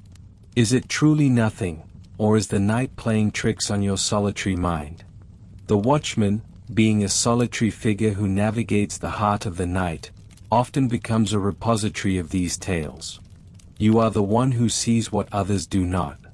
You are the one who hears the strange sounds. People might approach you in the morning, asking if you saw anything unusual, a strange light, an odd figure, a sign of ill omen. They look to you not just for news of fires or arrests, but for confirmation or denial of their deepest, darkest fears. You are, in a way, a living conduit to the supernatural realm, a gatekeeper between the sleeping world and the world of spirits. Sometimes, your presence alone is a comfort against these unseen horrors. Your steady rhythmic footsteps, the metallic clang of your staff on the cobblestones, the beam of your lantern, these are not just signs of physical security, but also symbolic barriers against the imagined evils that lurk in the dark. Your earthly presence reassures the fearful that a human protector is out there, keeping vigil, even if they cannot actively fight a specter or banish a witch. And what of your own beliefs? You are a man of your time, raised in a world saturated with faith and fear. You likely carry your own small amulets, say your own quiet prayers as you begin your shift. Perhaps a sprig of blessed herbs in your pouch, a small crucifix tucked inside your tunic, a whispered invocation to saints known to protect against evil. These are not merely for show. They are genuine attempts to safeguard yourself in a world where the line between natural and supernatural is often blurred, especially when you are the sole living soul navigating the quiet, vulnerable heart of the city. The stories you encounter are not always dire. There are also tales of mischievous sprites, of hidden treasures guarded by ancient spirits, or of helpful house fairies. But these are fewer, less potent than the pervasive dread of the malevolent. The night, in the medieval mind, is primarily a time of danger, both human and otherworldly. You are privy to the strange sounds that have no logical explanation. The mournful wail of a banshee, perhaps. Or the clanking chains of a ghostly procession. You know the spots where people claim to have seen apparitions, the old execution sites, the churchyards, the houses where tragedies have occurred. You naturally avoid some of these places, or approach them with an extra measure of caution, your senses heightened, your heart beating a little faster. The lore extends to animals as well. The hoot of an owl, often seen as an omen of death. The black cat crossing your path, a bringer of bad luck. The sudden flight of a flock of birds for no apparent reason, interpreted as a sign of unseen forces at play. You observe these things, not always with belief, but always with awareness, for the city's inhabitants read meaning into everything. Your job is not just to prevent fires, but also to prevent panic, to be a calm, steady presence in a world often beset by irrational fears. When you do encounter something truly inexplicable, a chilling gust of wind indoors, a door that opens by itself, a strange glowing light in a distant window, you learn to keep it to yourself. To speak of such things openly is to invite either ridicule or accusations of being in league with dark forces yourself. So these encounters become part of your personal, unspoken lore, stored away in the corners of your mind, adding to the silent burden of your nightly watch. You are a witness to the fragility of human reason in the face of the unknown. You see how easily fear can take root, how quickly a shadow can become a monster, how a creak can become a groan. And in your own solitude, you sometimes feel the pull of that fear, the irrational conviction that something is indeed out there, beyond your lantern's reach, beyond the protection of your staff, waiting. The watchmen's tales, when they are eventually told, become part of the city's oral history. They are embellished, exaggerated, transformed with each retelling. You become a figure of mystery yourself, privy to the secrets of the night, a man who walks where others fear to tread, a man who might have seen things that defy explanation. This adds another layer to your already complex role. You are not just a guard, but a storyteller, a living legend in the making, however minor. So, as you continue your rounds, listening to the murmurs of the sleeping city, to the faint sounds carried on the night wind, you are not just hearing the physical city. You are hearing the echoes of its beliefs, its fears, its enduring superstitions. You are hearing the whispers in the walls, the tales spun over generations, the deep-seated anxieties that give the night its true, pervasive character. And you, the solitary watchman, are immersed in all of it, a lone figure moving through a landscape as much defined by the supernatural as by the stone and timber around you. Your presence is a shield, yes, but also a lens through which the city's ghostly anxieties are both observed and, perhaps, even amplified in the deep, silent hours. The weight of these unspoken fears, the psychological burden of being the only waking soul in a city steeped in such lore, adds another layer to your exhaustion. It is not just the physical toll of endless walking, or the constant vigilance against real threats. It is also the mental fortitude required to confront the specters of the mind, the demons of popular belief, that truly defines your unique, lonely vigil. You are the custodian of the city's secrets, both real and imagined, the silent keeper of its waking peace and its slumbering nightmares. Your lantern cuts through the physical gloom, but the deeper shadows, those cast by fear and superstition, are eternal. They lurk just beyond the edge of your light, a constant, silent presence, accompanying you on every step of your solitary journey through the medieval night. You are the bridge between the tangible and the unknown, the guardian who patrols not only the streets but also the permeable boundary between the two worlds.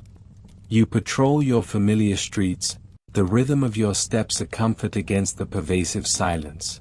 Your breath mists in the cold air, your lantern a small sun against the vast, star-dusted canopy.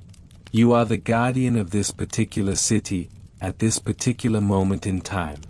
But what if you were to look beyond these stone walls, beyond this specific set of cobblestones and timbered houses? What if you were to journey across the continent, through the varied landscapes of medieval Europe? Would your duties remain the same? Would your burden be equally defined by shadows and superstitions? The answer, you would quickly discover, is a resounding no. While the fundamental purpose of the night watchman was universal, to keep the peace and protect the sleeping city, the specific tasks, the methods, and even the dangers you faced could change dramatically from one domain to another. The medieval world was a patchwork of distinct cultures, economies, and governing structures, and your role, as a silent sentry of the night, adapted to each.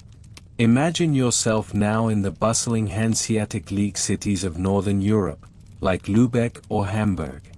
Here, the wealth of the city is not just in its people, but in the vast warehouses teeming with valuable trade goods, salted fish, furs, timber, wine, textiles. Your vigil here would take on an even more pronounced economic dimension. You would not only be watching for brigands, but also for those intent on pilfering precious cargo. Your route might snake through crowded dockyards, past the creaking hulls of merchant ships, and along storage buildings whose contents represented the very lifeblood of the city. Fire, always a threat in timber-rich settlements, would be a particularly terrifying specter in these storage districts.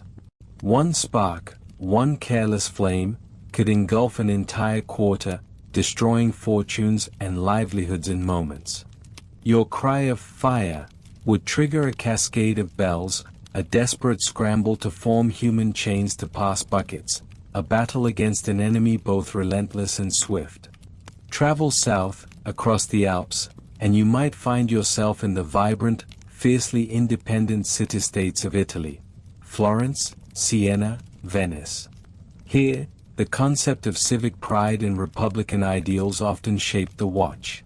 You might be part of a more formally organized militia, patrolling not just for common criminals but also for political agitators or rival factions. The narrow, twisting alleys of these cities, often overlooked by towering palazzi, could hide assassins as easily as petty thieves. Your equipment might be more martial, your training more rigorous in the use of a spear or a sword. In Venice, your beat might literally be on water, navigating silent canals in a small boat, your lantern reflecting on the dark, lapping surface as you check moorings and bridge crossings. The threat of naval incursions or infiltration via the waterways would add another layer of complexity to your watch. You would be less of a lone guardian and more of a uniformed arm of the state, enforcing not just peace but also loyalty. Across the English Channel, and in the walled towns of medieval England, your duties might swing towards a simpler, yet equally vital, rhythm. Here, the watch and ward system often relied on citizens taking turns.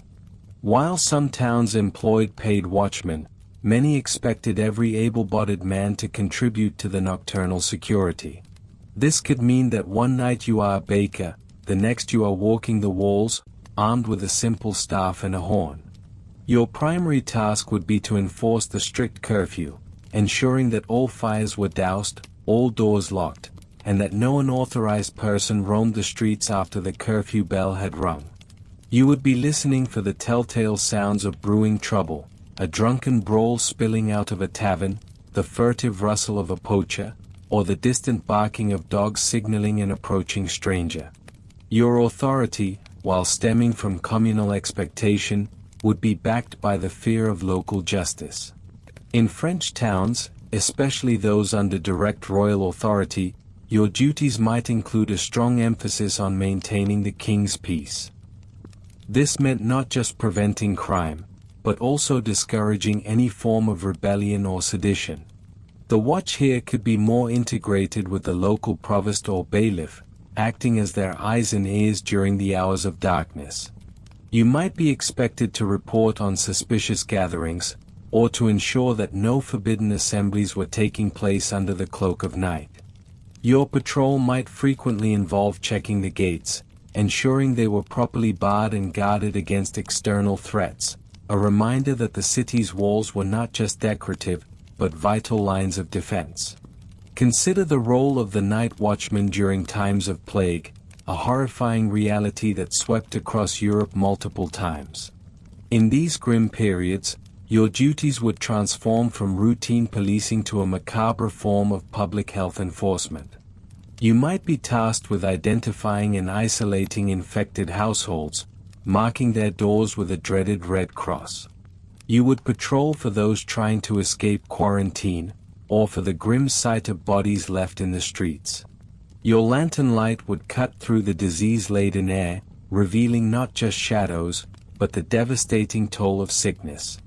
The silence of the usual night would be replaced by the coughs of the dying, the prayers of the desperate, and the chilling creak of the plague cart. You would be a guardian against contagion, a grim reaper's assistant, enforcing the desperate measures designed to save the city from itself. The enforcement of curfews and sumptuary laws also varied. While a universal expectation, the severity and specifics differed. In some regions, a night watchman might be empowered to fine or even imprison those found on the streets without a legitimate reason. In others, particularly in strict moral or religious communities, you might be tasked with enforcing codes of conduct, listening for illicit gambling or other forbidden activities that thrived under cover of darkness. Your role would extend beyond physical security to moral policing, an omnipresent reminder of societal norms even when the sun was down. Across the continent, the funding and organization of the watch also presented a diverse picture. In wealthier cities, particularly in Italy and the Low Countries, you might be a paid professional, part of a municipal force, equipped and supported by city taxes.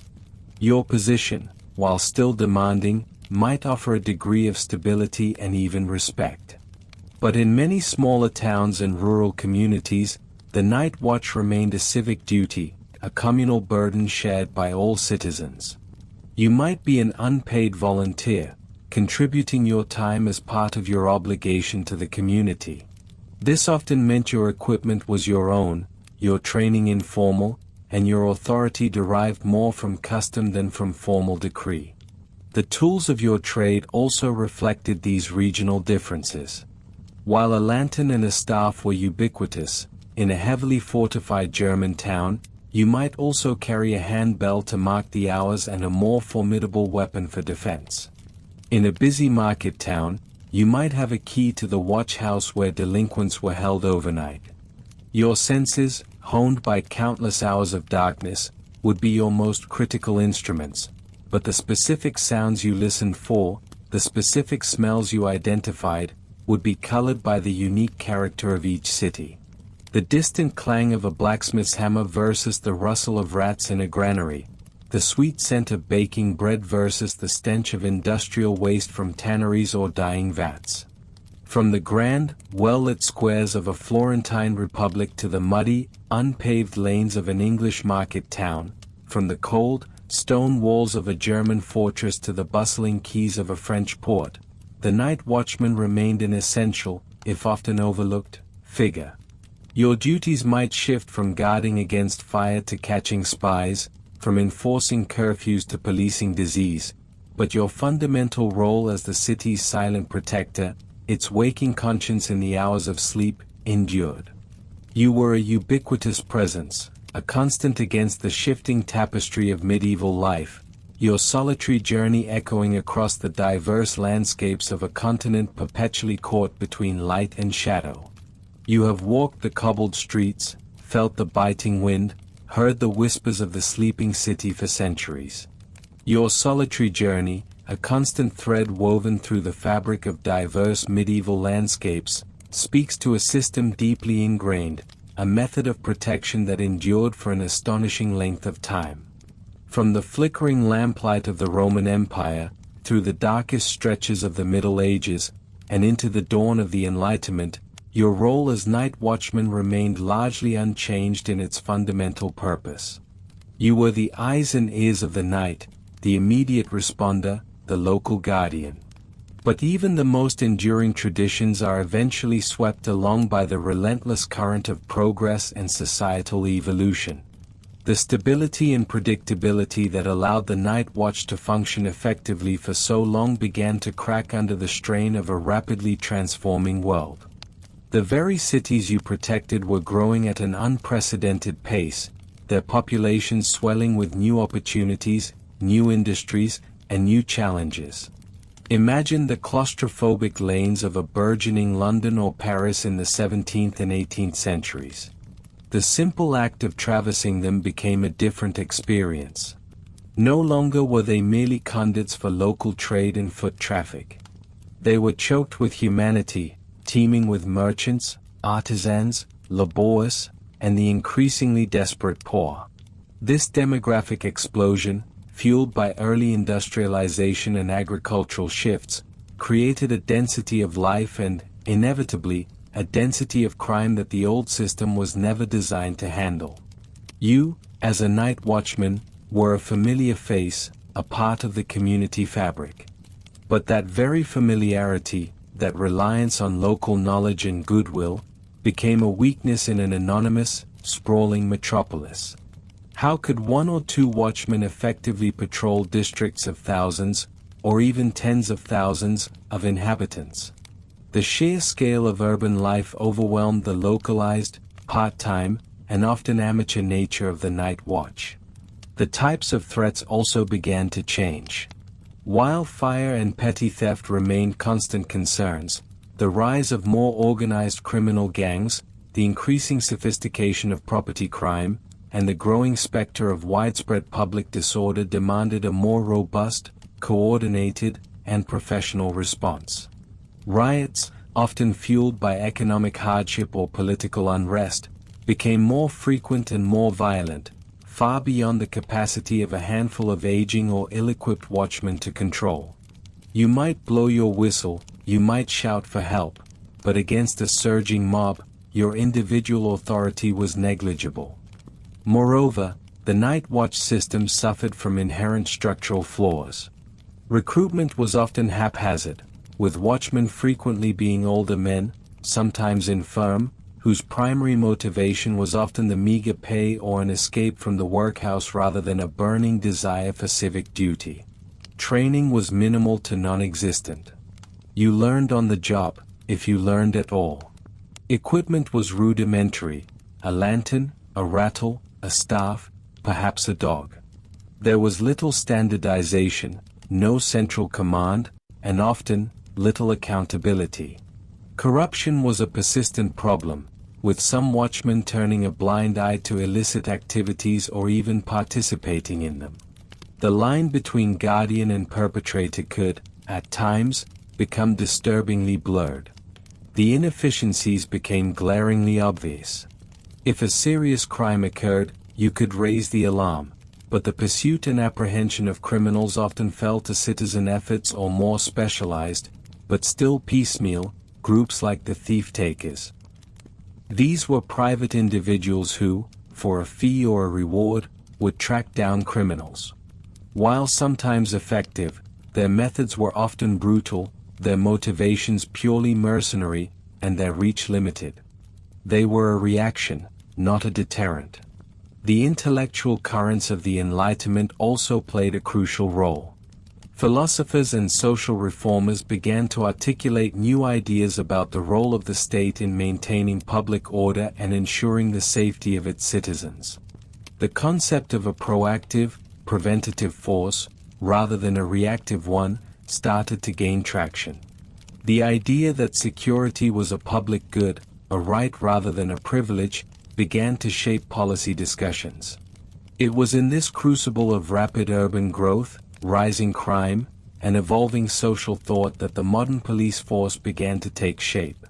While various experiments in more organized watch systems and quasi-professional forces emerged across Europe, it was perhaps in London, in the early 19th century, that the most significant transformation occurred. Imagine you are standing on a street corner in London in the year 1829. You, the traditional night watchman, are still going about your rounds, albeit with a growing sense of inadequacy. Then, something new appears. A figure in a distinctive dark blue uniform, a top hat, and carrying a truncheon. This is not a soldier, nor a local parish constable. This is a member of the new Metropolitan Police Force, established by Sir Robert Peel, the then Home Secretary.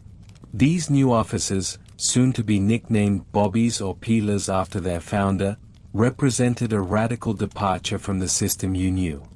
They were full-time, salaried professionals. They underwent training, however rudimentary by modern standards. They wore uniforms, not just to identify them, but to project an image of authority and impartiality. Crucially, their primary mission was prevention, not just reaction. They were instructed to patrol visibly, to deter crime by their very presence, to maintain order, and to be accountable to a central authority, not just the local parish. The principles laid down by Peel were revolutionary for their time and remain the bedrock of modern policing in many parts of the world. They emphasized that the police were citizens in uniform, not a separate entity or an occupying army. They were to prevent crime and disorder, not just detect it. They were to use minimum force and win the cooperation of the public through courtesy and fairness. Contrast this with your own experience. You, the night watchman, often walked a lonely beat, relying on the rattle and your voice. The bobbies walked in pairs, sometimes in larger groups, on fixed beats, operating under clear instructions. Your jurisdiction was a small parish, theirs was the entire metropolis. You might be known by name, but also by your weaknesses. They were symbols of a new, impersonal, but hopefully more effective, state power. The transition was not without its bumps and resistance. Many viewed the new police with suspicion, fearing they were an arm of state repression, an infringement on personal liberties, or simply an unnecessary expense. Caricatures and criticisms abounded in newspapers and pamphlets. Some saw them as an unwelcome imposition, a militarization of the streets. You, perhaps, might have felt your familiar world slipping away, your centuries-old role becoming obsolete. But the effectiveness of the new model slowly won over public opinion. As London's crime rates saw measurable declines, and public order improved, other cities across Britain and eventually, around the world, began to adopt similar models.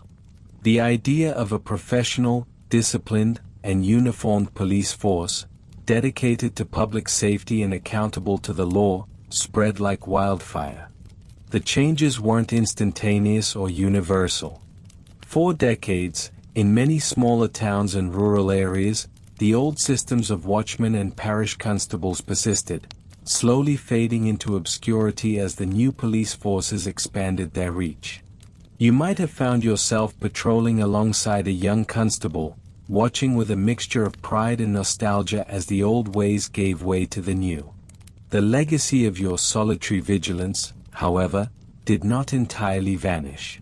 The emphasis on local presence, the knowledge of the community, the direct interaction with citizens, these elements, though often lost in the initial push for professionalization, are aspects that modern policing sometimes strives to rediscover. The spirit of the watchman, the idea of a dedicated guardian of the night, continued in the beat cop, walking the streets, a visible presence intended to deter and protect. So, as the gas lamps began to replace your flickering lantern, and the synchronized footsteps of a police patrol echoed where once your lone shuffle had sounded, you witnessed a profound shift. You saw the end of an era, one you had defined for centuries. Your story, the story of the forgotten night watchman, is not just one of simple security, but of the slow, grinding evolution of society itself, from a collection of isolated communities guarded by local men, to the complex, interconnected metropolises of today, protected by systems of law enforcement that, for all their modernity, still owe a debt to your centuries of patient, humble, and often unacknowledged service. You stood on the precipice of a new world, a silent witness to the changing tide, as the last vestiges of your ancient role receded into the shadows of history.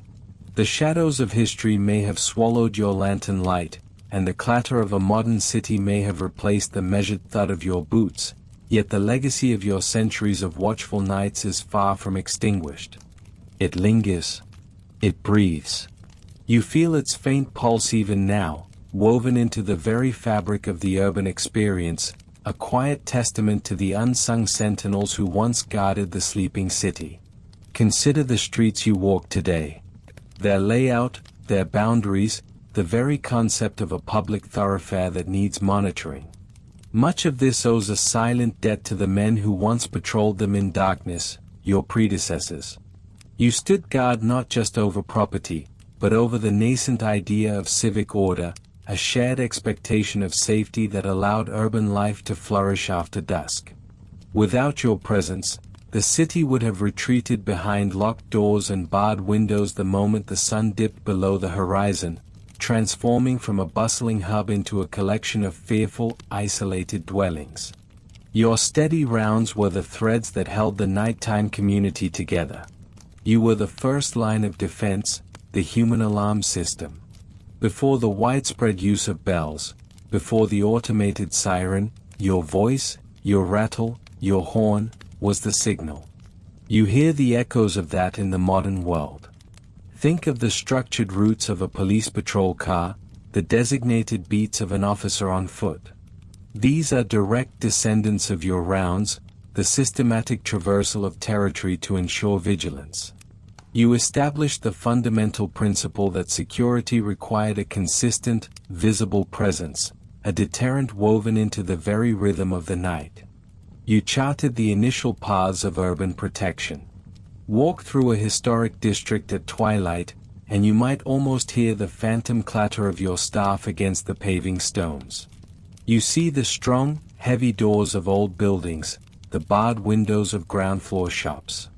These architectural features, designed for protection, were not merely against an unknown threat, but against the very specific threats you were employed to counter: the thief, the brigand, the careless fire. Your presence, or indeed your absence, dictated the level of security required. You shaped how people built their homes and businesses, embedding a sense of necessary caution into the very mortar and stone, a subconscious awareness of the dangers that lurked in the absence of a guardian. Your humble duties also laid the groundwork for complex legal and social structures. You were often the first point of contact for petty disputes, for lost souls, for the injured, for those caught breaking a curfew. You were a rudimentary law enforcer, a social worker, a first responder, all rolled into one solitary figure. The records you kept, the arrests you made, the reports you filed with the local magistrate, however crude they might seem now, were early examples of documented evidence and due process. You were a vital link in the chain of justice, connecting the moment of infraction to the mechanisms of civic punishment or resolution, a quiet cog in the slowly turning machinery of early urban law. And what of the city's relationship with the night itself?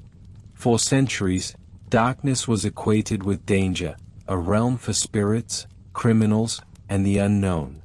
Your presence, however limited, began to challenge this ancient fear. You made the night a little less alien, a little more navigable. You were a bridge between the comforting light of day and the intimidating expanse of shadow. You allowed commerce to extend its hours, albeit carefully. You enabled quiet social gatherings to continue without complete terror. You began the slow, incremental process of reclaiming the night for human activity, a process that culminates in the brightly lit, 24-hour cities of today, cities that forget the primordial fear you once helped to quell. Even the collective memory of a community carries your imprint.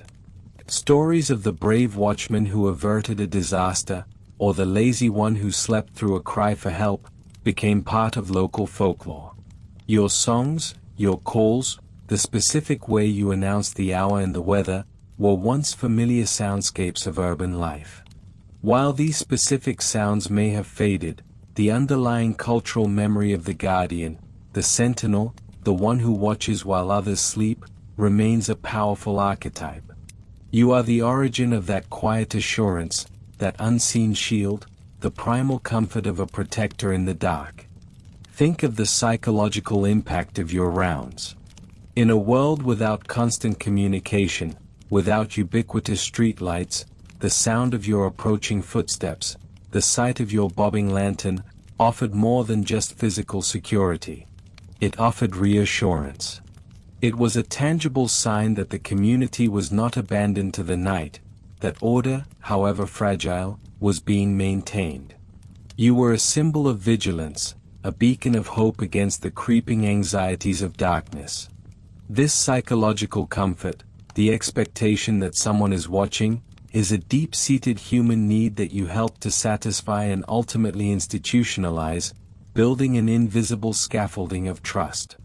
Your quiet professionalism, often unrewarded and uncelebrated in your own time, seeded the idea of dedicated public service.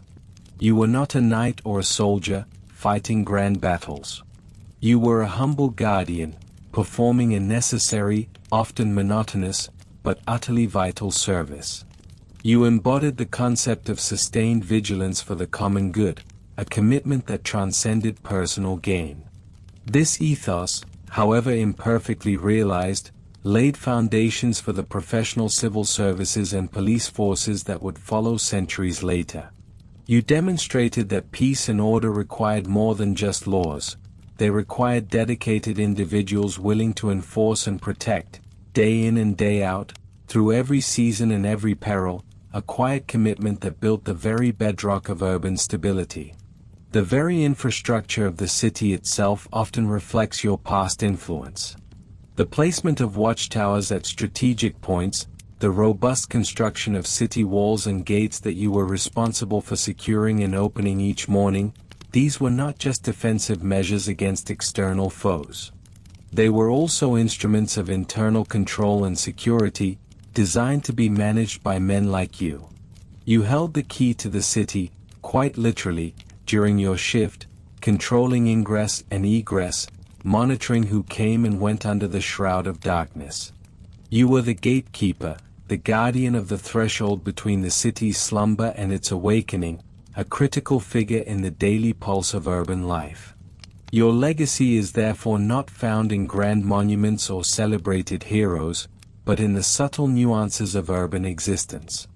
It is in the ease with which you can walk city streets after dark, an ease unimaginable in your era. It is in the expectation that if trouble arises, there is a system, a presence, an authority, to turn to. It is in the very structure of our security systems, from neighborhood watch programs to emergency services, all of which trace their lineage back to your solitary figure, walking the beat of a medieval night. You, the forgotten night watchman, stand as a testament to the slow, often invisible, accumulation of effort that builds civilization.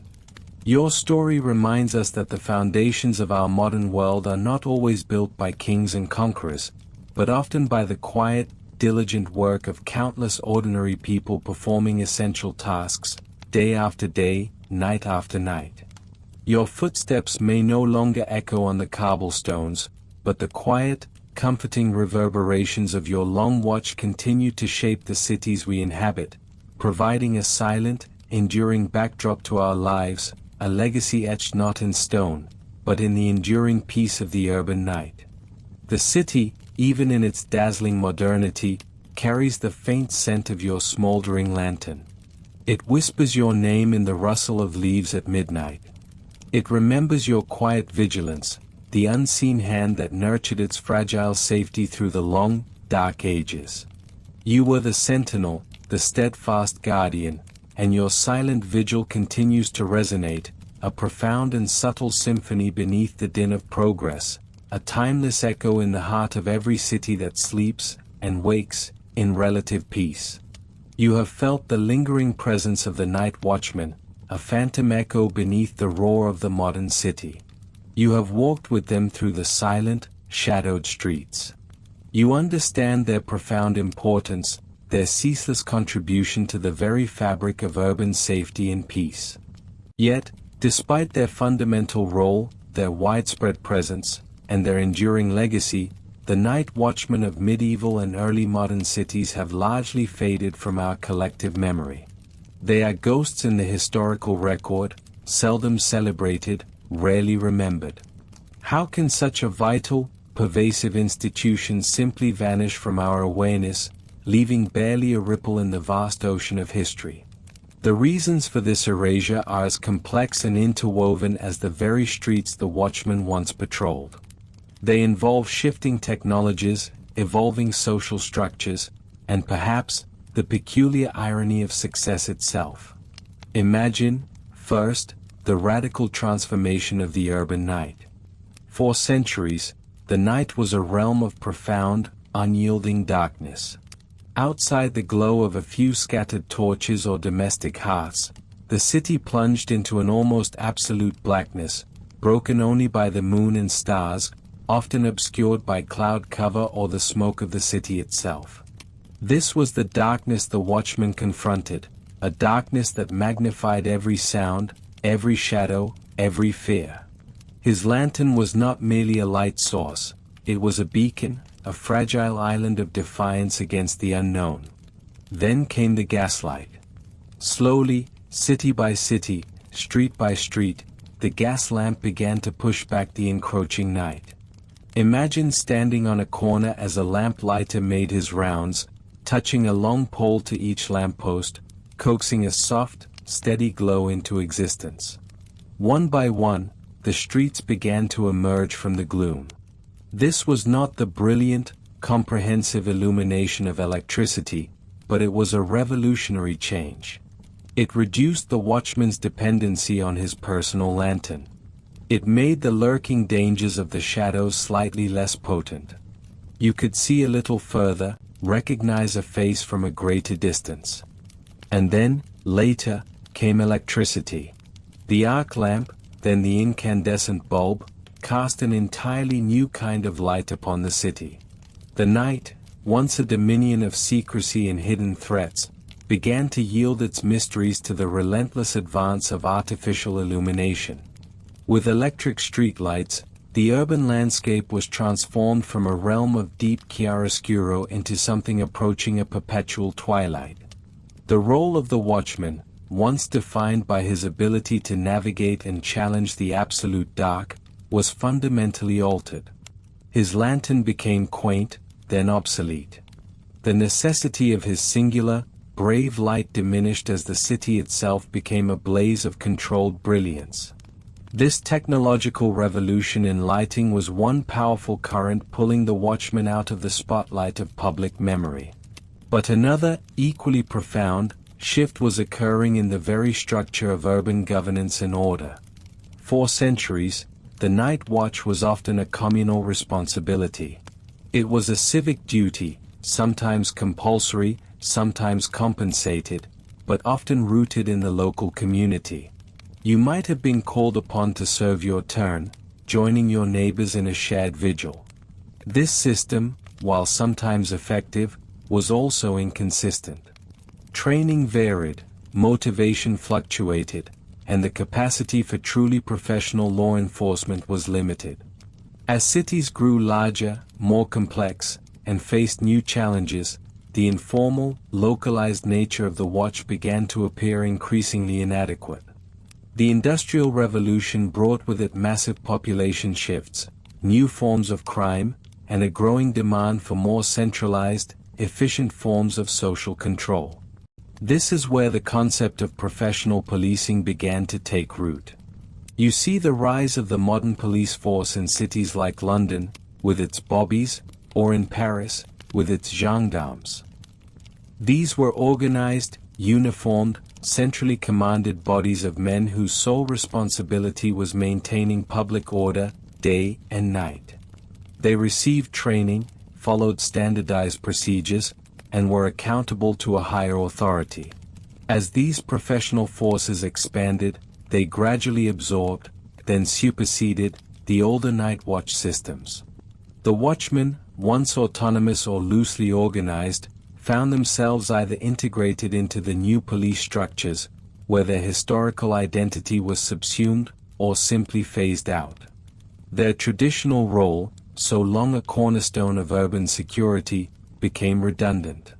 The night patrol was no longer the exclusive domain of a community watch, it was now a 24-hour operation by trained professionals. The individual watchman, with his unique identity and local law, dissolved into the broader, more anonymous structure of the police department. Consider also the changing social perceptions of crime and justice.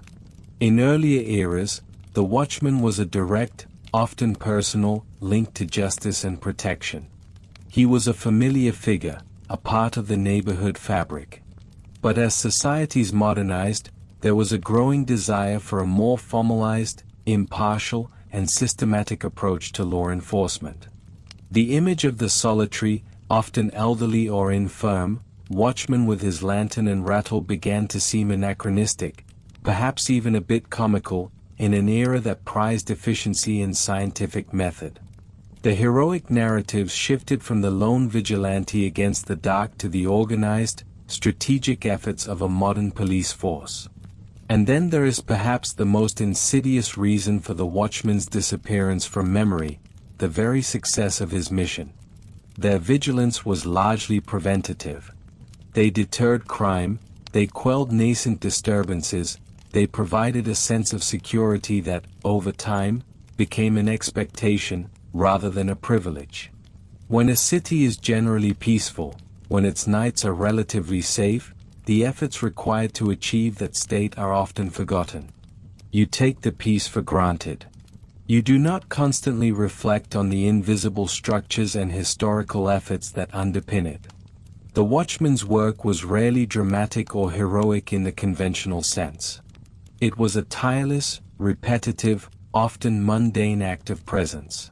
His greatest triumph was often the uneventful night, the absence of incident, the quiet hum of a city that slept undisturbed.